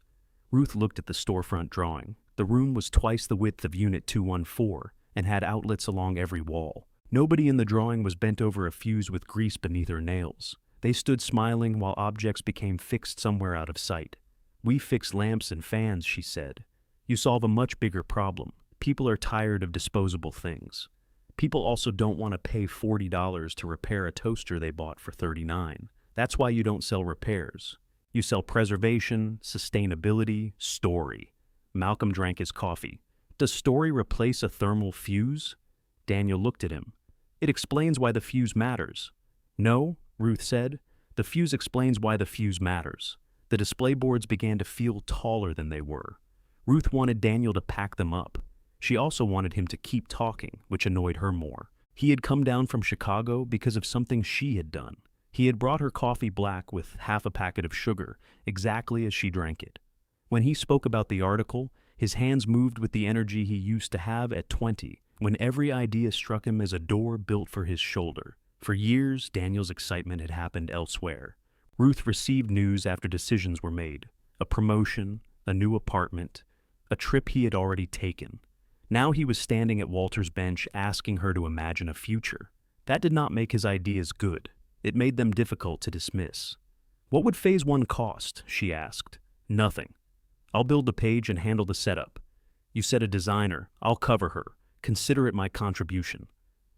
Evelyn closed the ledger. Contributions usually come after apologies. Daniel's expression changed. Excuse me? You left your mother $30 in a room you expected strangers to auction. Now it has a nice article, and you're talking about legacy. Evelyn, Ruth said. No, it's all right. Daniel put one hand into his coat pocket. I was here after Dad died. I handled things nobody else was handling. If the storage unit had sat another month, Mom would have kept paying for a house full of things she couldn't use. You didn't ask what I could use, Ruth said. The room went still. Daniel looked at the bench, the red chest, the sign facing inward. I was overwhelmed, he said. I made calls. Some of them were too fast. It was near enough to an apology that Ruth could see its shape. Not near enough to touch. $30, she said. You told me the refrigerator was empty. You put down $30 like I was a woman outside a bus station. His face reddened. That's not what I meant. What did you mean? I meant I was leaving and you needed groceries. I wasn't thinking about symbolism. You don't have to think about symbolism when you have the money, Daniel exhaled through his nose. He glanced toward the others, and Ruth knew he hated having the conversation in front of them. She hated it too. Private injuries felt vulgar beneath work lights. Can we talk at home? He asked. Ruth nodded. At the house, Daniel removed his coat and carried the display boards into the dining room without being asked. Ruth heated the last of the soup. He sliced bread, badly, leaving one end of every piece thick and the other nearly transparent. You still cut it like Walter, she said. I cut it like a normal person. You cut it like somebody escaping. They ate at the kitchen table. Daniel looked toward the empty doorway where Walter's recliner had once been. The house feels different. It has fewer people in it. I meant cleaner. That would be fewer things. He lowered his spoon. I am sorry about the way I handled the storage unit. Ruth waited. I thought if I didn't push, nothing would move. Dad died, and you were walking around this place touching his shirts. I still touch his shirts. I know. No, you don't. You threw them out. Most were ruined. They were mine to decide about. Daniel rubbed a thumb along the edge of his napkin. I shouldn't have done that. There it was. Small, late, and without any clever defense attached. Ruth got up to refill his bowl, though he had not asked. I don't want Walter's name on the business, she said. Daniel looked surprised. Why? Because people thanked him for work I helped do when he was alive. I'm not doing that after he's dead. Mercer Repair, then. No company, no legacy craft. Fine. No address online. Tessa will throw us out. Appointment requests only. No automatic promises, obviously. No accepting anything until one of us sees it. Daniel hesitated just long enough for Ruth to notice. That limits growth, he said. It limits fires. Okay. Inspection before acceptance. And 8 jobs at a time. 8? We have one bench. You have Malcolm and Priya. They have jobs. Evelyn has a life, though she hides it well. None of them work for me. They're volunteering. They're helping. You can pay them once revenue grows. Ruth carried the soup pot to the sink. Don't spend money we haven't earned. Daniel came up behind her and set his bowl on the counter. What if this works? He asked quietly. She turned. He was not smiling now. He looked tired, older than he had at the storage unit, and oddly hopeful. What if you don't have to sell the house? He continued. What if Dad left you something that can actually support you? Your father left me a mortgage and 600 drill bits. You know what I mean. I do. That was the trouble. Daniel spent Sunday at the dining room table building the website. Ruth sat across from him, with Walter's unfinished slips, matching telephone numbers to the items still in storage. Every so often, Daniel turned his laptop around and asked her to choose between two colors or approve a sentence. She rejected master craftswoman. It sounds like I forge swords. She rejected beloved Dayton widow. I am not beloved by the man with the pressure washer. She accepted Ruth Mercer considers small household repairs by appointment. Daniel called it aggressively unmarketable. It's accurate. He photographed the wooden sign, Walter's parts drawers, and Ruth's hands holding a screwdriver. She made him include Malcolm at the motor bench, Priya with her meter, and Evelyn bent over the ledger. Too many people confuses the brand, he said. Then confuse it. By Sunday evening, the page was live. The header read, Mercer Repair in plain green letters. The appointment form asked what the object was, what it did, what it no longer did, and whether it produced heat, smoke, sparks, odor, or unusual noise. Ruth checked every word before Daniel packed his laptop. At the door, he hugged her. Not the distracted one-armed hug he usually gave while reaching for luggage, but both arms, his chin resting briefly against her hair. I'm proud of you, he said. Ruth stood very still. After he left, she washed his soup bowl and discovered he had taken the real estate brochures from the counter. She did not know whether to trust the gesture, so she allowed herself only to notice it. The first appointment request arrived that night. A table lamp, no power, no smoke. Ruth approved it. By morning, there were 11 more. Daniel had already responded to 6. Ruth called him from Tessa's office. You accepted a microwave. It's just an intake appointment. The message says, we'd love to bring it back to life. We would not. That's friendly language. It has a high voltage capacitor that can hold a charge after it's unplugged, then decline it after inspection. I declined it now. He sighed. Mom, the page needs activity. We have to learn what people want. We know what they want. They want everything fixed cheaply and immediately. That's why I added the service categories. Ruth opened the site on Tessa's computer. 3 new buttons appeared beneath the header. Quick fix, full restoration, and legacy item. What is a legacy item? Sentimental pieces, higher touch service. It sounds like we repair somebody's inheritance. In a way, you do. Ruth scrolled farther. A bright green box said, most simple repairs completed same day. Her neck grew hot. I did not approve that. It says most, not all. We haven't completed most anything the same day. Mixer, Malcolm's lamp, Janice's toaster oven. That was before strangers began filling out forms. It's launch copy. We can adjust after we have data. Adjust it now. Tessa was watching from her chair. Evelyn had stopped writing. Priya stood in the office doorway with her arms folded. Daniel said, I have a client call. I'll change it later. When? This afternoon. A horn sounded at the gate. A man stood beside a white cargo van. In the back were 6 vacuum cleaners, 3 lamps, 2 coffee makers, an electric griddle, and a commercial floor polisher. He held up his phone. Mercer Repair? He called. Daniel said you could turn these around by Friday. Ruth looked at the single workbench, then at the same-day promise glowing on Tessa's screen. From the phone, Daniel said, Mom, what's going on? Ruth lowered the receiver. You tell me, she said. The man with the van introduced himself as Wayne Barlow and handed Ruth a printed email. Daniel had offered him a bulk launch rate of $300 for the lot, payable when the items were ready. The message said, Friday twice. These came out of furnished apartments, Wayne said, mostly tenant damage. Your son said you handle sustainable refurbishment. My son handles words. So you don't fix things? I inspect them before promising. Wayne glanced at his watch. I drove 40 minutes. Tessa came through the gate with her keys in one hand. Nothing comes out of that van until I understand where it's going. Unit 214, Wayne said. No. Daniel was still on the office phone. Ruth could hear his voice through the open window, asking whether she had put him on hold. She returned to the receiver. You told this man Friday. I told him we'd target Friday. You wrote, we will have everything ready Friday. That's a target stated confidently. It's a promise. Inspect the pieces. Take what makes sense. There are 14. It's $300. There it was. The number meant to quiet every objection. $300 would cover another month's rent and groceries besides. It would not make Friday longer. Ruth looked at Wayne's load. We inspect outside. Nothing comes in until we accept it. Tessa pointed at her. No lane blockage. We'll use the unloading space near the dumpster. That space is for unloading. That's what we're doing. Tessa's mouth tightened. 20 minutes. Malcolm lifted the heavier pieces down, while Priya checked cords and housings.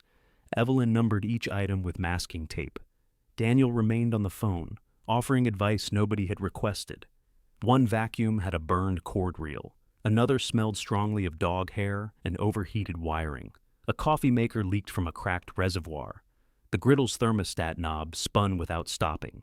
The commercial floor polisher required a circuit the storage facility did not have. Ruth accepted 2 lamps, 1 vacuum, and a coffee maker with a clogged valve. She rejected the rest. Wayne stared at the rejected row. That leaves $100. That leaves 4 things we might finish by Friday. Your son said the whole load. Then my son was wrong. Daniel's voice rose from the receiver Ruth had set on Tessa's windowsill. Mom, don't kill the relationship over first-pass uncertainty. Wayne walked to the window. Are you Daniel? Yes. Wayne, we're working through a capacity issue. We're working through your mother saying no. I can hear you, Ruth said. Wayne rubbed the back of his neck. I need these out of my van. Take the rejected pieces where you planned to take them before Daniel emailed you. That was the dump. Then nothing has changed for them. He was unhappy, but not unreasonable. He loaded the rejected items again and left the 4 accepted pieces beside the unit. Tessa looked at the new stack, then at Ruth. 3 days? They'll be gone Friday. I mean, you have 3 days to make this look like storage again. The door barely opens. Ruth picked up the phone. Daniel spoke first. That was actually a decent outcome. You promised 14 repairs without asking me. It was a test. Of whom? Of demand, of throughput. We learned where the bottleneck is. The bottleneck is 14 broken appliances. The bottleneck is capacity. Ruth looked at Malcolm, who was already late for his afternoon shift. Priya had worked through the night and needed to be back at the hotel by 6. Evelyn was rewriting 4 intake tags because Wayne's apartment numbers did not match his email. Change the website, Ruth said. Remove same day. Remove the service categories. No more bulk. I'll revise the copy tonight. Now. I have a job, Mom. So do I. She hung up. Malcolm could stay only long enough to open the vacuum. Its motor was sound, but the cord reel had arced, fusing 2 contacts and melting part of the plastic housing. Needs a reel assembly, he said. By Friday? If Priya knows where miracles are stocked. I don't, Priya said. They closed during my night shift. Ruth called Wayne and changed the estimate before ordering anything. He complained about the delay, then accepted Monday when she reduced the price. The coffee maker was simpler. Mineral scale had jammed the spring valve beneath the reservoir. Ruth soaked it in vinegar, while Priya tested the thermal cutoff. One lamp needed only a socket. The second had a cracked ceramic body hidden beneath felt. Ruth called Wayne again. Can't you glue it? He asked. I can glue the crack. I can't promise it will hold a metal tube upright while somebody moves the lamp. Your son's page says full restoration. My son's page says several things. By noon, the unit smelled of vinegar, hot dust, and Evelyn's hand cream. The narrow aisle had disappeared. The wooden sign was buried behind Wayne's rejected lamp, 2 appointment items, and a box Daniel had shipped overnight, containing green tags printed with Mercer Repair. Evelyn held one up. These cost more than masking tape. They also don't say what's wrong, Priya said. Each tag offered a choice of quick fix, restoration, or legacy. Malcolm arrived after his shift and read them. Which one means vacuum cleaner full of hair? Ruth threw the box beneath the bench. Daniel changed the same-day promise to fast turnaround for most repairs. He left the service categories. He also added a booking deposit. Ruth discovered that when a woman named Nancy Doyle arrived carrying an electric griddle. I already paid $20, Nancy said. For what? To reserve the legacy service. The griddle was 9 years old and had no sentimental history. Nancy chose legacy because the description promised priority attention and preservation-minded care. I just want it by Sunday, she said. I'm hosting brunch. Ruth opened the base. Grease had worked past the drip tray and coated the wiring. One terminal was burned black. The thermostat shaft had broken inside the control. This cannot be ready Sunday. I paid for priority. You paid before I saw it. That isn't my problem. It is if you want breakfast. Nancy folded her arms. The website says you bring things back to life. Not everything should come back. Nancy demanded her deposit. Evelyn searched the website dashboard while Priya stood beside her, both of them trying to locate the refund button. Daniel had administrator access. Ruth had a password he had written on a note at her house. Nancy waited 40 minutes while Ruth drove home for it. By the time the refund processed, Nancy had written a comment beneath the article. "Lovely story, but don't expect them to honor what they advertise," Daniel called before Ruth returned to the unit. "You embarrassed a paying customer. I returned her money. You could have offered another service. The griddle was unsafe. Then offer replacement sourcing, refurbishment, consultation. Something besides no." She wanted brunch, not consultation. He was quiet for a moment. "I'm trying to create options for you. Create fewer." Friday arrived with the 4 Wayne items unfinished. The replacement vacuum reel was delayed. The cracked lamp had been rejected. The second lamp worked, and the coffee maker passed 3 full cycles without leaking. Wayne collected those 2 and paid $50 instead of the $100 Daniel had promised. He photographed the empty spaces in his van before leaving. "What was that for?" Ruth asked. "My records." That afternoon, the coffee maker stopped heating. Wayne called Daniel because Daniel's number appeared in the automated confirmation. Daniel called Ruth. Ruth tested the machine when Wayne returned it and found a weak thermal cutoff that had passed Priya's test cold, but opened too early after repeated use. "We should have run it longer," Priya said. "We ran it 3 times, Ruth replied. "Not under continuous load. It was my repair. It was my test." Daniel listened through Ruth's speakerphone. "This is why we need standardized procedures," he said. Priya's face changed. "We have procedures," she said. "We have habits." "There's a difference." Malcolm looked up from the vacuum. "You were here one weekend. I don't need to repair a coffee maker to recognize an operations problem. You might need to recognize a coffee maker." Ruth replaced the cutoff without charging Wayne and gave him $20 back for his second trip. He accepted the money with a shrug that hurt more than anger.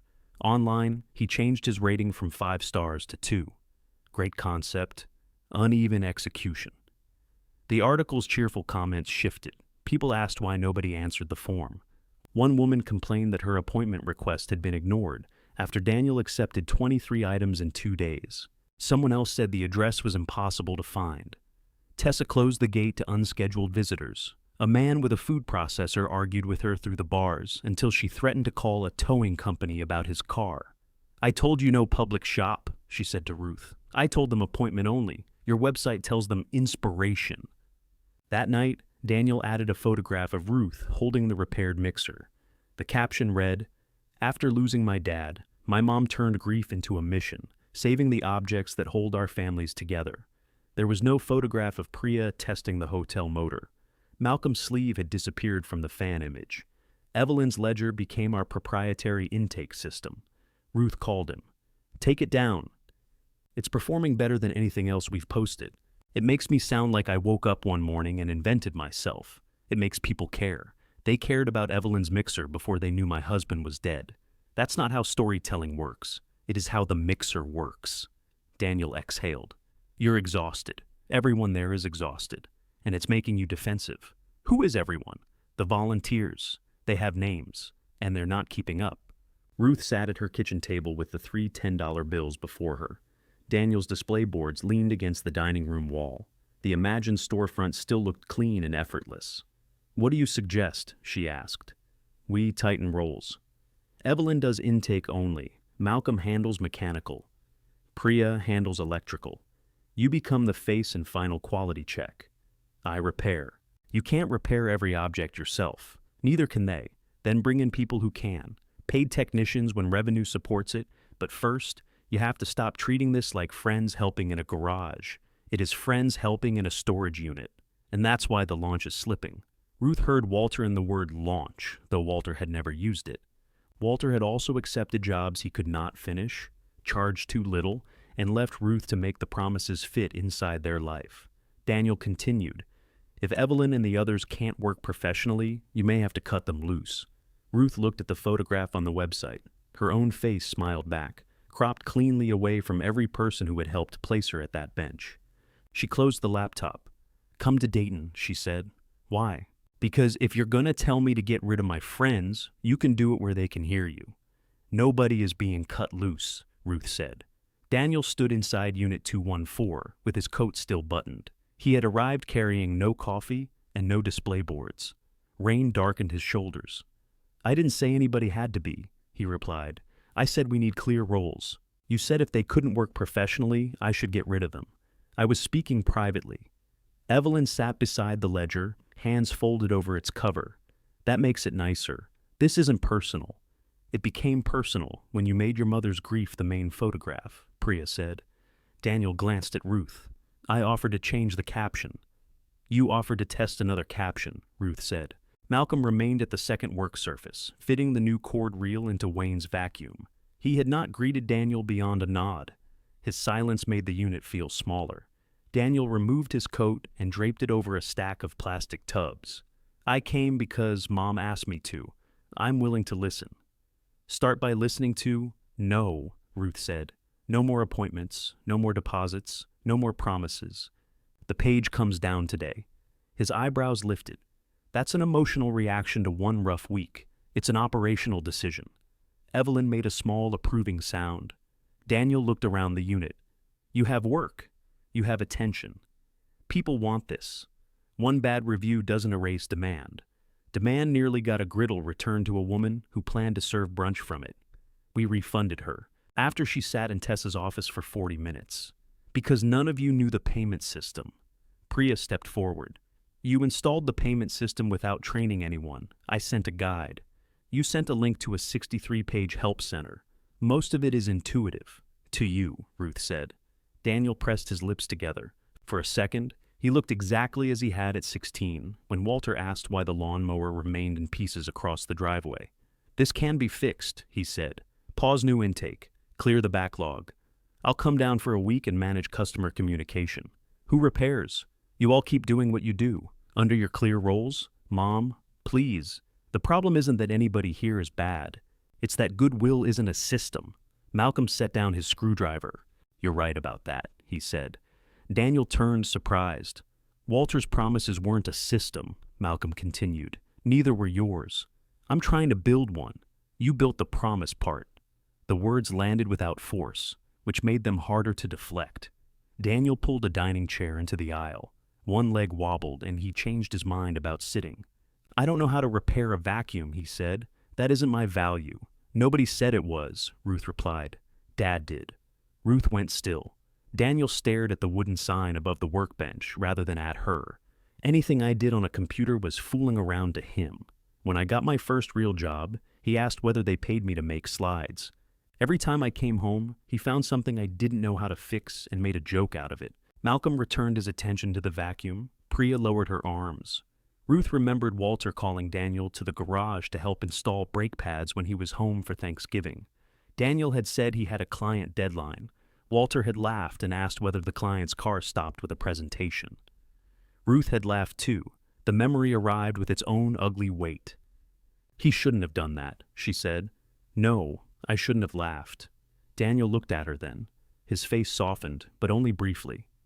That's partly why I wanted this to work, he said. I can do something Dad couldn't. I can make people see the value. You made them see Walter. That was the story they understood. What about the story you understood? He did not answer. Ruth touched the scarred edge of the workbench. Your father could be generous and impossible. He made promises because people thanking him felt better than charging them. Then I found the money for parts. You were right to be angry at some of that. Daniel's shoulders eased. But you did the same thing, she continued. You promised what wasn't yours to give because the promise made you feel capable. His shoulders tightened again. That's not fair. It doesn't have to be unfair to hurt. Rain tapped against the orange door. Somewhere beyond the unit, a truck reversed with a steady electronic beep. Ruth opened Priya's laptop. The Mercer repair dashboard showed 31 requests. 17 had received responses from Daniel. 9 people had paid deposits. 4 deposits belonged to items nobody had inspected. I want administrator access, Ruth said. You have access. I want yours removed.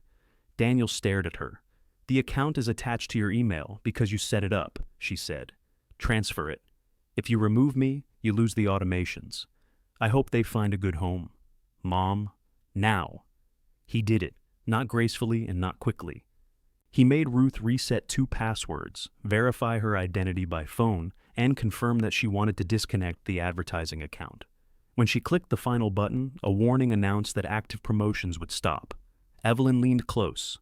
Promotions cost money? Daniel rubbed his forehead. Of course they cost money. How much? He opened the payment report. The deposits totaled $280. The advertising charges, printed materials, website subscription, and processing fees had used $112. The remaining balance was not enough to refund everyone. Ruth looked at him. You spent deposits, their booking revenue, their money for work we haven't done. The ads brought customers, they brought refunds. I was going to cover the gap after the launch stabilized. With what? My own money if necessary. Then it's necessary. Daniel looked away. I can transfer it next week. Why next week? I have bills. Ruth almost laughed, not because it was funny, but because the sentence returned her to the kitchen, to 3 $10 bills beneath a brass key. So do I, she said. He heard it. Color rose along his neck. I'll send it as soon as I can. Ruth refunded what remained in the account, starting with Nancy's already completed payment record, then the 4 deposits attached to uninspected objects. The system charged fees on several refunds. When the balance reached 0, 6 customers were still owed money. Daniel left before lunch. At the gate, he turned back. I was trying to help you keep the house. I know. You say that like it makes things worse. Sometimes it does. He stood in the rain another moment, then walked to his rental car. Tessa waited until he was gone before bringing Ruth a certified envelope. She did not sit. I was going to give you this Monday. Ruth opened it. The storage facility would not renew Unit 214 after the current rental period. She had 11 days to remove the contents. Evelyn rose. After she fixed your chair? My chair isn't the lease. You allowed quiet hours. I allowed quiet hours. I got a website, blocked lanes, strangers at the gate, and a man arguing about a food processor. We stopped new intake, Ruth said. Tessa looked miserable. Corporate reviewed the camera traffic after the gate complaints. I told them there was no fuel, no dangerous machinery, and no overnight access. It doesn't matter. This is a business now. It was always going to reach this point, Priya said quietly. Tessa nodded. I'm sorry. Ruth folded the notice along its existing creases. 11 days. It was more than the 8 Daniel had first left her, and less than she needed. Can we keep working until we remove the accepted items? She asked. 9 to noon, appointments only. No new jobs, fair. Evelyn looked ready to argue with the word, but Ruth touched her arm. The 6 refunds totaled $142. Daniel sent 40 that evening. The rest did not come. Ruth went through Walter's tool chest after everyone left. Most of the tools were ordinary, worn by use and worth little to anyone who had not reached for them every day. But Walter had kept a few machinist instruments from his years at the plant. 2 Starrett micrometers in wooden cases, a dial indicator, a precision square, and a heavy Wilton vise with jaws he polished more often than he polished his shoes. He had loved those tools beyond their practical value. He used to open the micrometer cases for visitors who had not asked. Ruth carried them into the kitchen that night and arranged them on the table beside the 3 10s. For an hour she cleaned each one. The micrometer thimbles turned with a smoothness that made her ache. Walter had taught Daniel to read them one summer and mocked him when he confused thousandths with 10,000ths. Ruth had scolded Walter afterward, but not in front of Daniel.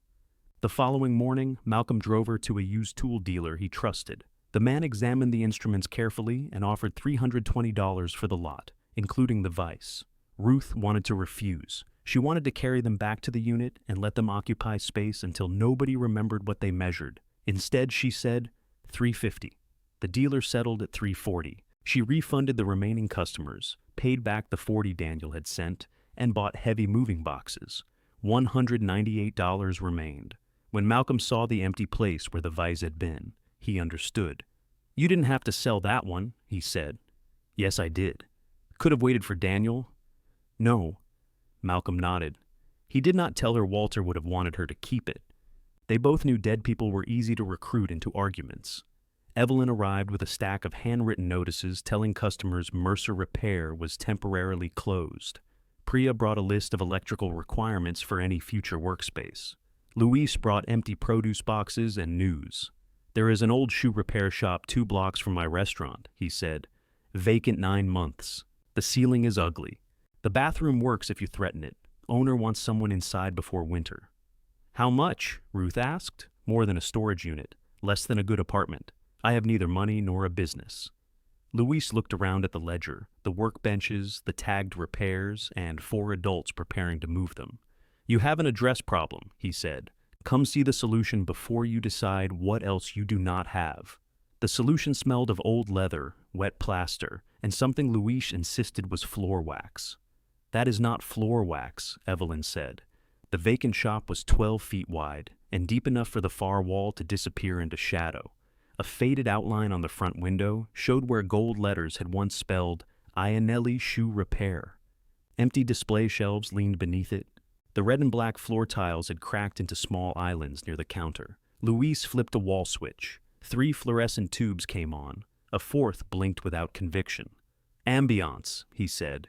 "A seizure," Malcolm replied. At the back, a utility sink stood beneath pipes painted 6 different shades of white. The bathroom door would not open until Luis lifted the handle and struck it once with his hip. "Threaten it," he said. The toilet flushed. Evelyn applauded. Priya ignored them and opened the electrical panel. She read each label, then tested the nearest outlet. "Grounded," she said. "There's a light on the tester," Ruth said. "I can see that." You'd be surprised how many landlords think the hole means the ground exists. The shop's owner, Tom Iannelli, arrived from the apartment above carrying a ring of keys. He was 71, round-faced, and dressed in a cardigan buttoned one hole wrong. The shoe shop had belonged to his older brother, who retired to Florida and left behind everything he could not fit in a sedan. "Month to month," Tom said. $350, $150 security. You pay electric. Heat is from the building boiler." "Does the boiler work?" Ruth asked. "It develops opinions in January. Does it heat?" "Eventually." He showed them a narrow back room with shelves, a mop bucket, and a cracked mirror. The roof stain in one corner was dry. "Leak?" Malcolm asked. "Old leak." "How old?" Tom considered. "Depends when it rains." Ruth stood at the front window. Across the street were a laundromat, a tax office, and a carry-out with bars on its windows. Luis's restaurant occupied the corner 2 blocks away. Traffic passed slowly enough for drivers to see a sign, if she ever had one. $500 bought the key. She had $198 left from selling Walter's precision tools. "I can't," she said. Nobody contradicted her until they were outside. Priya waited beside the window while Malcolm and Evelyn followed Luis toward his restaurant. "You could," she said. "With what?" "I have $302. That is an alarming exact amount. It's what you need. I'm not borrowing it. I didn't say loan." Ruth turned toward her. Priya still wore her hotel uniform beneath a navy jacket. Her hair was pinned tightly back, though loose strands showed how long she had been awake. "What are you saying?" "I want in." "In what?" "A month-to-month shop with a dishonest toilet. A repair business. I don't have one." "You have customers, tools, a ledger, unfinished work, and a no-renewal notice. The landlord does not require confidence. $300 is not nothing." "No. I saved it for my practical exam fee and equipment, then use it for your exam. I can pay the next fee from my hotel wages. What I don't have is a place to practice without doing hotel repairs after hours or working from my kitchen table." Ruth looked through the dusty glass. The shop seemed darker from outside. "I don't need an employee," she said. "Good. I don't want to be one." Daniel tried to assign everyone roles. "I am assigning myself one. Electrical diagnostics, safety procedures, and half the decisions that can burn a building. Half on safety, and the rest we argue." Despite herself, Ruth smiled. "You've thought about this. I think when I'm angry. Your son gave me a productive weekend." Priya took a folded sheet from her jacket pocket. It listed her proposed contribution, work hours, equipment she would supply, and terms for recovering her money if the shop closed. There were no percentages or elaborate promises. "You wrote an exit plan before we entered," Ruth said. "I work in maintenance." Ruth read it twice. "My name is on the rent. Both names on the business. There is no business name. Then both names on whatever we call it later." Ruth touched the folded lease application in her pocket. 30 days earlier, she would not have trusted herself to drive across town. Now, a woman she had known less than a month wanted to risk $302 on her judgment. "You understand we may lose it," Ruth said. "Yes. You understand? I am difficult. I have met you, and we don't accept microwaves. That should be in writing." They went back upstairs to Tom's apartment and signed for the shop. Ruth paid $198. Priya paid $302. Tom counted the money, gave them 2 keys, and agreed to have a licensed electrician replace the cracked outlet near the front counter before they moved machinery inside. "Business name?" he asked for the receipt. Ruth and Priya looked at each other. "Mercer Repair," Priya said. "Mercer and Shaw," Ruth said at the same time. Tom held his pen above the paper. "Mercer Repair," Priya repeated. "Ruth's the reason anyone knows it exists. I am not putting your money under my name. Then add ours beneath." Tom wrote Mercer Repair, Ruth Mercer, Priya Shah, in letters that ran uphill. Evelyn framed the receipt with her hands when they showed her. "We have stationery now." "We have no stationery," Ruth said. "We have a header." Malcolm read Priya's agreement. "What am I?" "A person with a truck," Evelyn said. "I don't have a truck. You're about to make a friend who does." The next 11 days became measured in boxes, trips, and objects that grew heavier after noon. Luis borrowed his restaurant supplier's delivery truck for one morning. Malcolm recruited 2 adult mechanics from the bus garage and paid them in Luis's sandwiches. Tessa found a pallet jack and insisted she was not participating, only protecting the facility floor. They moved customer items first, each tag checked against Evelyn's ledger before leaving Unit 214. Priya transported electronic components in her own car. Malcolm built padded racks from the old dining chairs and scrap lumber. Ruth rode with Walter's workbench in the truck, one hand resting on its scarred top whenever they turned. The drill press nearly defeated them. Its cord had been cut, the belt was rotten, and rust covered the lower column. It was too heavy to lift safely and not useful enough to justify the effort. "Leave it," Ruth said. Malcolm looked at her. "You sure?" "No, leave it anyway." They sold it to a hobby machinist who arrived with an engine hoist. Ruth used the money to buy 2 fire extinguishers, a first aid kit, and bright task lights for the shop. Priya approved all 3 purchases and objected to the folding stools Evelyn found beside a dumpster. "They're sturdy," Evelyn said. "One has 3 legs. It's a design choice. It's a fall." Tessa helped Ruth close the orange door for the last time. The unit was empty except for dust outlines and a single nylon gear that had rolled beneath the back wall. Ruth picked it up and placed it in her coat pocket. "You turned my storage facility into a repair shop," Tessa said. "Temporarily.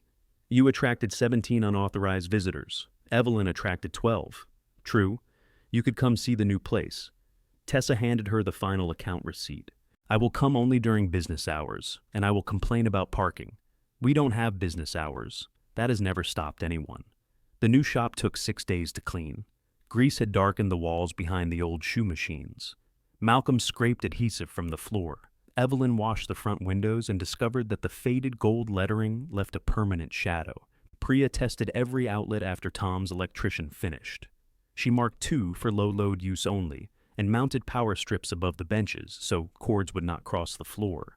Malcolm raised Walter's workbench 3 inches on a solid frame, then built a lower station where Ruth could sit without bending her wrist. Ruth scrubbed the old front counter until the wood appeared beneath the grime. At night, her hands woke her with a deep ache. She began wearing the wrist brace Priya bought, without admitting it helped. They found unexpected things in the shoe shop: brass heel plates, rolls of ticket numbers, a jar of wooden pegs, and 1 black men's shoe that fit none of them. Tom told them to throw everything away. Evelyn kept the ticket dispenser. "People need order," she said. "People need repair slips," Priya replied.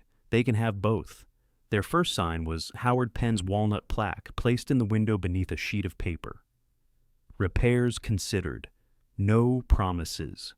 Tuesday, Saturday, 9-2. Appointments preferred."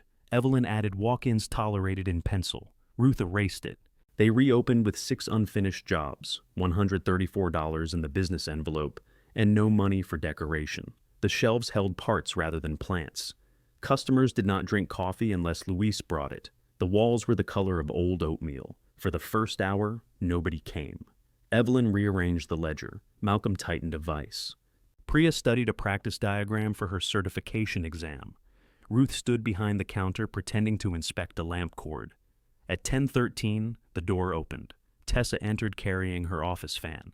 "It works," Ruth said. "It squeaks." It did not squeak when it left. It developed a squeak in a professional environment. She set it on the counter and looked around. Her gaze moved from the raised workbench to the fire extinguishers, the clear aisle, and the old shoe shop ticket dispenser. "Parking is terrible," she said. "I was told you would complain." Tessa took a number. The second customer was Howard with his radio. He had located a compatible transformer through a collector and wanted Ruth and Priya to decide whether it could be installed safely. The third was Nancy Doyle, carrying no griddle. She brought a lamp and an apology folded into a complaint. "Your website made it sound like you could do everything," she said. "This sign sounds like you may do nothing." "This sign is correct," Ruth replied. Nancy placed the lamp on the counter. "I appreciate correct." By closing, they had earned $31 and accepted 3 jobs. It was not enough for rent, supplies, wages, or the mortgage waiting at Ruth's house. Evelyn entered the total in the ledger anyway. Priya locked the front door and turned the sign to closed. Malcolm switched off the work lights one bank at a time. In the darkened window, the old gold shadow of Ionelli Shoe Repair surrounded their paper sign like the remains of another life. Ruth slipped the nylon gear from Unit 214 into the cash drawer. "Why there?" Priya asked. "So, we remember how this started." Priya locked the drawer. Outside, the streetlights came on. The shop looked small beneath them, neglected and uncertain. But it had a front door no one else could close on Ruth. For the moment, that was enough. $31 became $22 after Priya bought a new socket and high-temperature wire for Nancy's lamp. "It's not profit until the item leaves," Evelyn said, writing the expense in red. "It isn't profit after it leaves if you forget rent," Priya replied. It was an encouraging first day. It was $9. Encouragement is rarely expensive. By the end of the first week, they had earned $206. The shop needed $350 for rent, $48 for electricity, and more parts than Ruth could list without feeling tired. She left every dollar in the business envelope and bought groceries with the last of her monthly household money. Howard's radio provided their first good job. The replacement transformer fit, but its mounting holes did not align with the old chassis. Malcolm fabricated a bracket. Priya checked the load, insulation, and grounding. Ruth replaced cracked wiring and cleaned the dial mechanism until the pointer moved without catching. They ran the radio for 3 hours on the back counter. Music arrived slowly through the tubes, warm and slightly fuzzy. An announcer read the weather. Evelyn turned the volume up. "Turn it down," Priya said. "We're listening for hum. I'm listening for Frank Sinatra." "You can hum Frank Sinatra." Howard came near closing. He stood with both hands in his coat pockets while Ruth switched on the radio. The dial glowed. A trumpet filled the shop. For a moment, Howard looked younger and more wounded. Then he laughed under his breath. "That was his station," he said. Ruth did not ask whose. She knew. "The transformer may run warmer than the old one," Priya told him. "That's within specification. Keep air around the back. If you smell hot varnish, unplug it." Howard nodded through every instruction. He paid $85, then added $20 to the counter. "For the sign," Ruth said, pushing the extra bill back. "The sign was for not lying to me. This is for the next person who can't afford good wire." Evelyn stopped moving. "What?" Howard asked. "Nothing. I'm having an idea. That can be expensive," Malcolm warned. The next morning, Evelyn cleared one of the old shoe display shelves and placed a coffee tin on it. She taped a card to the front. "Leave some. Use some. Parts only. Labor depends who's asking." Ruth crossed out the final sentence. "Why?" Evelyn asked. "It sounds like labor depends on whether we like them." "It does. It cannot. You didn't charge Luis. Walter didn't charge Luis. You repaired the belt." Priya rewrote the card. "Ask at the counter. Privately is fine." Howard's 20 bought cords and fuses for 3 small jobs. A customer whose lamp cost less than her lunch left $8. Nancy Doyle put 5 in after collecting her repaired lamp and admitted the website had encouraged her to expect magic. "It was a very convincing website," she said. "It is gone," Ruth replied. "That's probably safer." Nancy replaced her old complaint with a review praising the new shop's honesty. Howard wrote one too. Neither brought crowds. They brought 2 or 3 people a week who arrived prepared to hear no. Released items became a second shelf. Owners signed a plain form saying they no longer wanted the object and transferred it for parts or refurbishment. Malcolm repaired 2 fans. Priya rebuilt a lamp with a weighted base and proper strain relief. Ruth restored a chrome toaster only after testing its insulation until Priya told her a third test would not make electricity more obedient. They sold the refurbished pieces for enough to pay rent 6 days late. Tom Iannelli accepted the delay once. "Next month on time," he said. "Next month on time," Ruth promised, then disliked the word. The boiler developed its January opinion during a night of freezing rain. When Ruth opened the shop the following morning, her breath showed beneath the fluorescent lights. Tom came down in slippers, struck a pipe with a wooden spoon, and announced that the circulating pump had failed. "Can we repair it?" Ruth asked. Priya looked at the ancient boiler. "We can leave it alone." Tom called a heating company. Until the new pump arrived, Luis brought stock pots of soup, and Malcolm found 2 oil-filled electric heaters. Priya calculated the outlet loads and forbade anyone from adding so much as a phone charger to the same circuits. Evelyn worked in her coat and fingerless gloves. "This is how businesses build character," she said.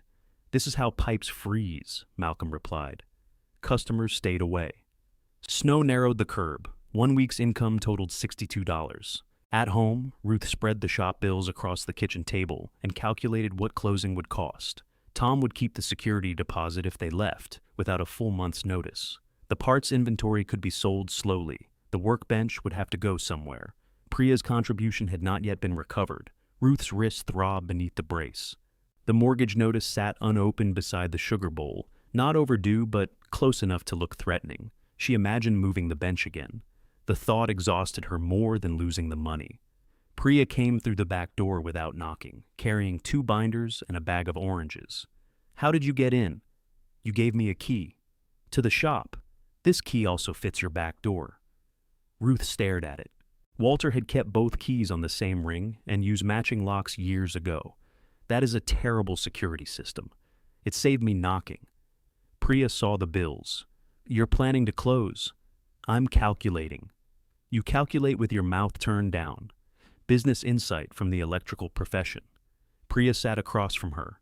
Her practical certification exam was in 9 days. She had been studying after hotel shifts, sometimes falling asleep over diagrams at the shop. "If we close now, I still take the exam," she said. "This is not about your exam. It is partly. I invested because I needed practical space. You can practice elsewhere. I don't want elsewhere." Ruth pushed the electric bill toward her. "Want is not arithmetic?" "No.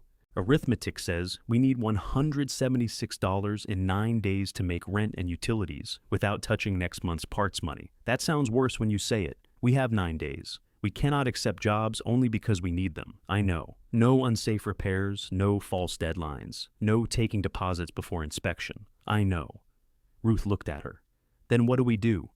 "We teach. The first class was called Before You Plug It Back In." Priya covered damaged cords, polarized plugs, extension load limits, and why reset buttons did not forgive every problem. Ruth demonstrated how to inspect a lamp socket and when to stop. Malcolm brought a failed bus relay large enough for everyone to see burned contacts. Evelyn sold 12 seats at $15 each and tried to add 2 folding stools before Priya removed them. All 12 attendees were adults. 1 managed rental properties, 1 restored furniture. 2 had inherited boxes of lamps they did not trust. 3 admitted they had wrapped electrical tape around things they should have unplugged. Nobody became an electrician in 2 hours. That was the point. After expenses, the class earned $148. 2 attendees returned with repair work. The rental property manager hired Priya to inspect a box of discarded table lamps before deciding which were safe to refurbish. They made rent on time by $11. Ruth did not celebrate. She slept 11 hours. The next class focused on maintenance, cleaning vents, replacing vacuum belts, recognizing bearing noise, and not forcing controls. Malcolm taught more than he intended. When he demonstrated how a dry bushing sounded, Ruth watched his guarded face loosen under questions he knew how to answer. Afterward, Evelyn said, "You're good with people." "No, I'm good with bearings." "People like being told where the bearing is." Malcolm stacked chairs. "My ex-wife said I explained everything like a repair manual. Was she wrong?" "No." Then you needed a different audience. He looked at Evelyn for a long moment. You available to explain my divorce next Tuesday? I'm booked until noon. Priya's practical exam took 4 hours. She arrived at the shop afterward, set her tool case down, and said nothing. Ruth waited. Evelyn stopped numbering tickets. Malcolm stopped sanding a work platform. Even Tessa, who had come in to complain that her fan now squeaked at a different speed, remained quiet. Priya removed a folded paper from her jacket. I passed. Evelyn shouted loudly enough for Tom to come downstairs. Malcolm lifted Priya off the floor in a hug that surprised both of them. Tessa produced a bottle of sparkling cider from her car because she claimed all gatekeepers prepared for emergencies. Ruth read the paper twice. You missed 2 points on conduit, Phil, she said. Priya laughed and began to cry at the same time. Ruth hugged her, careful of the paper between them. They changed the window sign the following week. Tom's nephew painted the lettering for the cost of materials and a repaired shop light. The smaller wooden sign remained beneath it. Winter did not become easy. The boiler failed once more. Ruth's hand required rest days she resented. Malcolm could help only around his bus garage shifts. Evelyn's ledger balanced most weeks and frightened everyone on the weeks it did not. Priya kept her hotel job, but reduced one shift, giving the shop 2 full days and 3 mornings. They survived by inches: repairs, classes, refurbished appliances, and customers who accepted honest limits. Ruth paid herself only enough to cover part of the mortgage. It was not a jackpot. It was a door that opened because they returned each morning and unlocked it. Daniel sent occasional texts. Saw the new sign. Looks good. Congrats to Priya. Hope you're okay, Ruth answered briefly. Thank you. She did not send ledger totals or photographs. He did not ask to visit. Then his messages stopped. One evening, after the shop closed, he called. His voice sounded flat. Mom, are you at home? At the shop. Still? We finished a class. Can I come down tomorrow? Ruth looked toward Priya, who was counting the sponsored parts tin. Malcolm swept wire scraps from beneath the bench. Evelyn argued with the ticket dispenser. What happened? Ruth asked. Nothing I can explain on the phone. That usually means money. Silence. How much? She asked. Can I come down? He arrived the following afternoon, carrying a blue accordion folder thick with statements. His camel coat was gone. He wore the navy jacket Ruth remembered from Walter's funeral, and there were gray threads at his temples she had not noticed before. The others made excuses to leave early, though none of the excuses were convincing. Daniel sat at the old shoe shop counter. He opened the folder, then closed it again. My biggest client didn't renew, he said. I kept the studio going on credit because 2 contracts were supposed to close. They didn't. Ruth waited. I owe on the business cards, taxes, the car. The lease runs another 7 months. How much? He gave her a number that made the storage rent seem like loose change. I'm selling what I can, he said quickly. The designer's gone. I let the office go, but I'm still liable for the lease. I've called the creditors. What are you asking me? Daniel looked past her at the sign in the window, her name and Priya's painted cleanly on the glass. The house has equity, he said. If you borrowed against it, just enough to get me through the next 6 months, I could repay you when I'm stable. Ruth rested both hands on the counter. For the second time in a year, her son had put a number between them and waited for it to tell her what a mother was worth. No, Ruth said. Daniel blinked as if she had answered before hearing the entire proposal. You don't know the terms yet? I know the house would secure the loan. Yes, but no. He opened the folder and pulled out a sheet dense with figures. I'm not asking you to give me the money. You'd be lending it. I built a repayment schedule based on conservative revenue. You built revenue into the Mercer website, too. His hand stopped. That's different. The promise is the same. Money arrives later because you believe it will. I have 12 years of client history, and debts larger than my mortgage. Daniel pushed back from the counter. You don't have to say it like that. How should I say it? I came here because I thought we could talk. We can talk. We cannot mortgage my house. His eyes moved toward the workbenches. You risked money on this place. My money. Priya's money. Priya risked it with me, not for me. We wrote down what happened if it failed. I have a plan. You have a folder. That's insulting. No. A folder can be useful. It just cannot repay anything. Daniel stood and walked toward the window. Outside, wet snow collected along the curb. Mercer Repair, Ruth Priya appeared backward across the glass. I helped make this happen, he said. You brought attention. I gave you the website, the branding. The article had already peaked, and I turned it into demand. You also spent deposits and promised work we could not finish. I paid you back. You sent $40. I sent it back after I sold your father's tools. He turned. You sold Dad's tools? The micrometers, the indicator, the vise. His face tightened. Why didn't you tell me? Would you have bought them? I might have wanted them. You kept calling all of it junk. Not those. You never opened the cases. Daniel looked away.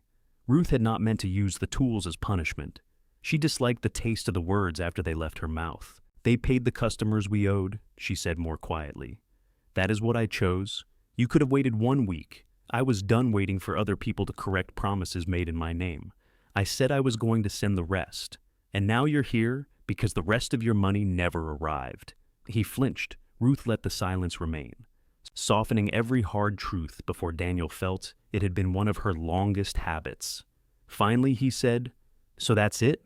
You're teaching me a lesson? No. It sounds like revenge. Revenge would be letting you think I might agree until your creditors got louder. What do you call this? Not putting my house behind your business. Family helps family. Ruth glanced toward the no-shame shelf.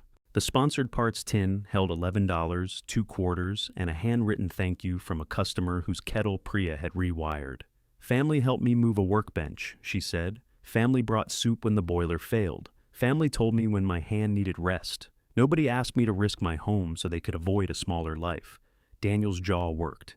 You think I'm trying to avoid consequences? I think you are standing in one. He closed the folder too hard.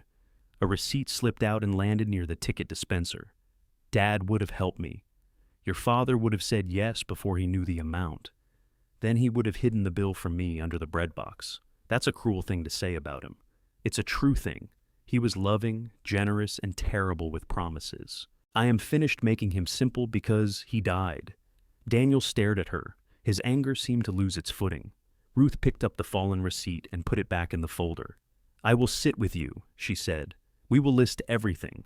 We'll call the creditors. You can sell the car and close the studio. You can find out what leaving the lease actually costs. I'll help you make a budget. I know how to make a budget. The blue folder suggests otherwise. His mouth twitched almost against his will, then flattened again. I cannot close the studio, he said. That's my work. This was my husband's workbench. I sold his vise. That's not the same. No. It was mine to decide. Daniel sat again. He looked suddenly tired enough to be the person his voice had sounded like on the phone. If I close it, he said, everyone will know it failed. Which everyone? My clients, people I worked with, friends. The people at my storage gate saw me turned away. That was different. It always is when the shame belongs to someone else. He leaned forward, elbows on his knees. I was good at it. I believe you. You don't sound like it. You can be good at work and bad at what it costs. That silenced him. Ruth turned the sign on the front door to closed, though it was already past closing time.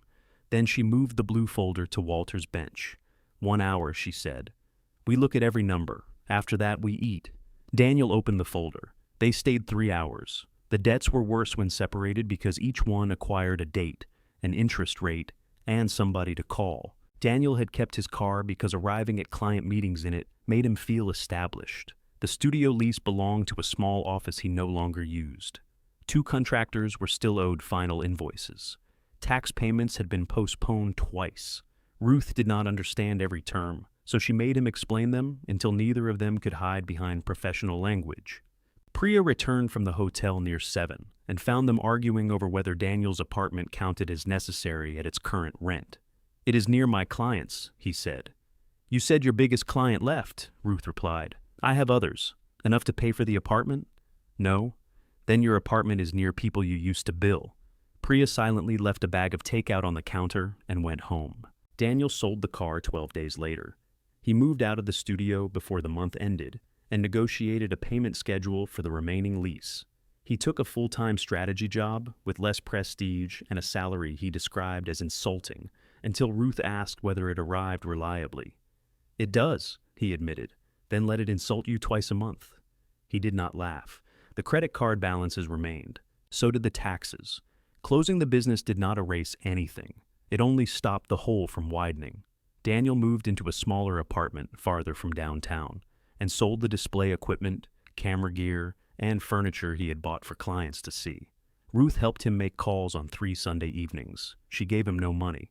Some weeks he answered her questions with patience. Other weeks he snapped that she did not understand his industry. Once he hung up. He called back the following night and apologized without attaching an explanation. The shop continued in increments. Priya's certification allowed her to take on work they had previously referred elsewhere, though she refused jobs requiring equipment they did not own. She made safety checklists short enough that customers could understand them and strict enough that Malcolm called them commandments. Malcolm added shields around the test area and built a motor stand from scrap steel. He still worked full-time at the bus garage, but Tuesday classes became his. He taught people how to recognize noises before a motor became smoke. Evelyn formalized the sponsored parts shelf, despite objecting to the word formalized. Customers could pay for a packet of fuses, a lamp cord, or part of a vacuum motor. Nobody's name appeared unless they wanted it there. Luis supplied food whenever he believed they were becoming too thin. Tessa brought the office chair in for a second repair after one arm loosened. "I told you the wheel was the beginning of an operation," she said. "You told me operations lead to blow torches. Do you have one now?" "Malcolm does. I knew it." The shop did not become a chain. It did not require a designer. Its online page displayed the hours, the appointment form, safety restrictions, and a photograph that included Ruth, Priya, Malcolm, and Evelyn together. Beneath the photograph were 5 words Priya insisted they keep. "We may tell you no." Customers seemed to trust that more than promises. In spring, Ruth paid herself enough to cover the mortgage and replace the grocery money she had taken during the leanest month. She removed Walter's blue flannel before working because the sleeves caught on drawer pulls. After washing it, she folded it into the bottom of her dresser instead of wearing it thin. The 3 $10 bills remained separate from the shop's money. Ruth pressed them flat and pinned them above the desk in the back room. Beside them, she hung the brass key to Unit 214. Most people assumed it was decoration. Only Evelyn asked why the money was there. "So I remember the price of admission," Ruth said. "That sounds like something Daniel would put on a sign." "Then don't tell him." Daniel came to Dayton in late May without a folder. He carried a small blue metal toolbox through the shop door and set it on the counter. Ruth recognized it immediately. Walter had taken it to the machine shop every day for 26 years. After retiring, he kept it on the shelf above the garage window. It held his good punches, a folding rule, 2 files, and the screwdriver with the yellow handle he refused to replace. "I thought this was gone," she said. Daniel kept his hands on the lid. "I took it to Chicago." "When?" "After the funeral." "Why?" "I don't know." "You usually know." He looked at the floor. "It was the one thing Dad had that I remembered him letting me touch. I put it in my trunk before the hauling crew came. You told me the crew took everything." "I know." Ruth opened the lid. The tools were arranged badly, as if Daniel had removed them, and tried to reconstruct Walter's disorder from memory. The folding rule lay on top. One section had snapped years ago and been repaired with a tiny brass hinge. The hinge was loose. "I tried tightening it," Daniel said. "The screw keeps turning." Ruth lifted the rule. "You widened the hole. I gathered that." "After how many turns?" "More than were helpful." She looked at him. "It needs the hole plugged and re-drilled. Can you show me?" The request was so ordinary that Ruth nearly missed what it cost him. She carried the rule to the bench. Daniel followed. Malcolm glanced over from the motor station, saw who was there, and returned to his work. Priya gave Ruth a small nod. Evelyn took 2 numbers from the ticket dispenser and handed one to Daniel. "There's a wait," she said. "No, there isn't," Ruth replied. "There should always be a system." Daniel smiled. "I'll wait." Ruth found a hardwood toothpick, wood glue, a small drill bit, and the yellow-handled screwdriver from Walter's box. She explained each step. Daniel reached for the glue. "Not that much," she said. "I barely touched it." "You're flooding the hole. I'm applying a drop." "You apply drops like your father." Daniel wiped the excess with a rag. "That is not a compliment from you." "No." They let the glue set while he helped Priya carry 2 refurbished fans to the front shelf. When the plug had cured, Ruth marked the center. Then she handed Daniel the drill. You do it. His first hole wandered. He stopped before making it worse. Angle's wrong, he said. Yes. Can I start again? It's wood, not history. He repositioned the bit, drilled carefully, and fitted the hinge. The screw seated cleanly. When he unfolded the rule, every section lay straight across the bench. Daniel ran his thumb over the repair. Dad would have said, I took too long. Your father took 3 weeks to fix Evelyn's mixer. He didn't fix it. Exactly. Daniel laughed, and Ruth did too. He left the toolbox at the shop. By the first anniversary of Walter's death, the shelves held repaired lamps, fans waiting for pickup, and 3 refurbished appliances priced low enough to be useful. Priya closed the ledger at 2. Malcolm switched off the motor bench. Evelyn left soup in the refrigerator, despite Louise having already brought lunch. They went home without trying to keep Ruth company. She locked the front door and sat alone at Walter's workbench. Its gouges and stains remained, but Malcolm's raised frame held it level. Above the desk, the 3 bills rested beneath clear pins, and the storage key hung beside them. Ruth took the nylon mixer gear from the cash drawer and placed it in her palm. It weighed almost nothing. Walter had saved it because he believed some future object might need it. He had been wrong about the object and right about the saving. Outside, evening light caught the painted window. Ruth switched off the last task lamp. In the quiet, half-finished radios, labeled bins, scratched tables, and honest promises waited for morning. She put the gear back in the drawer, locked it, and carried her own key home.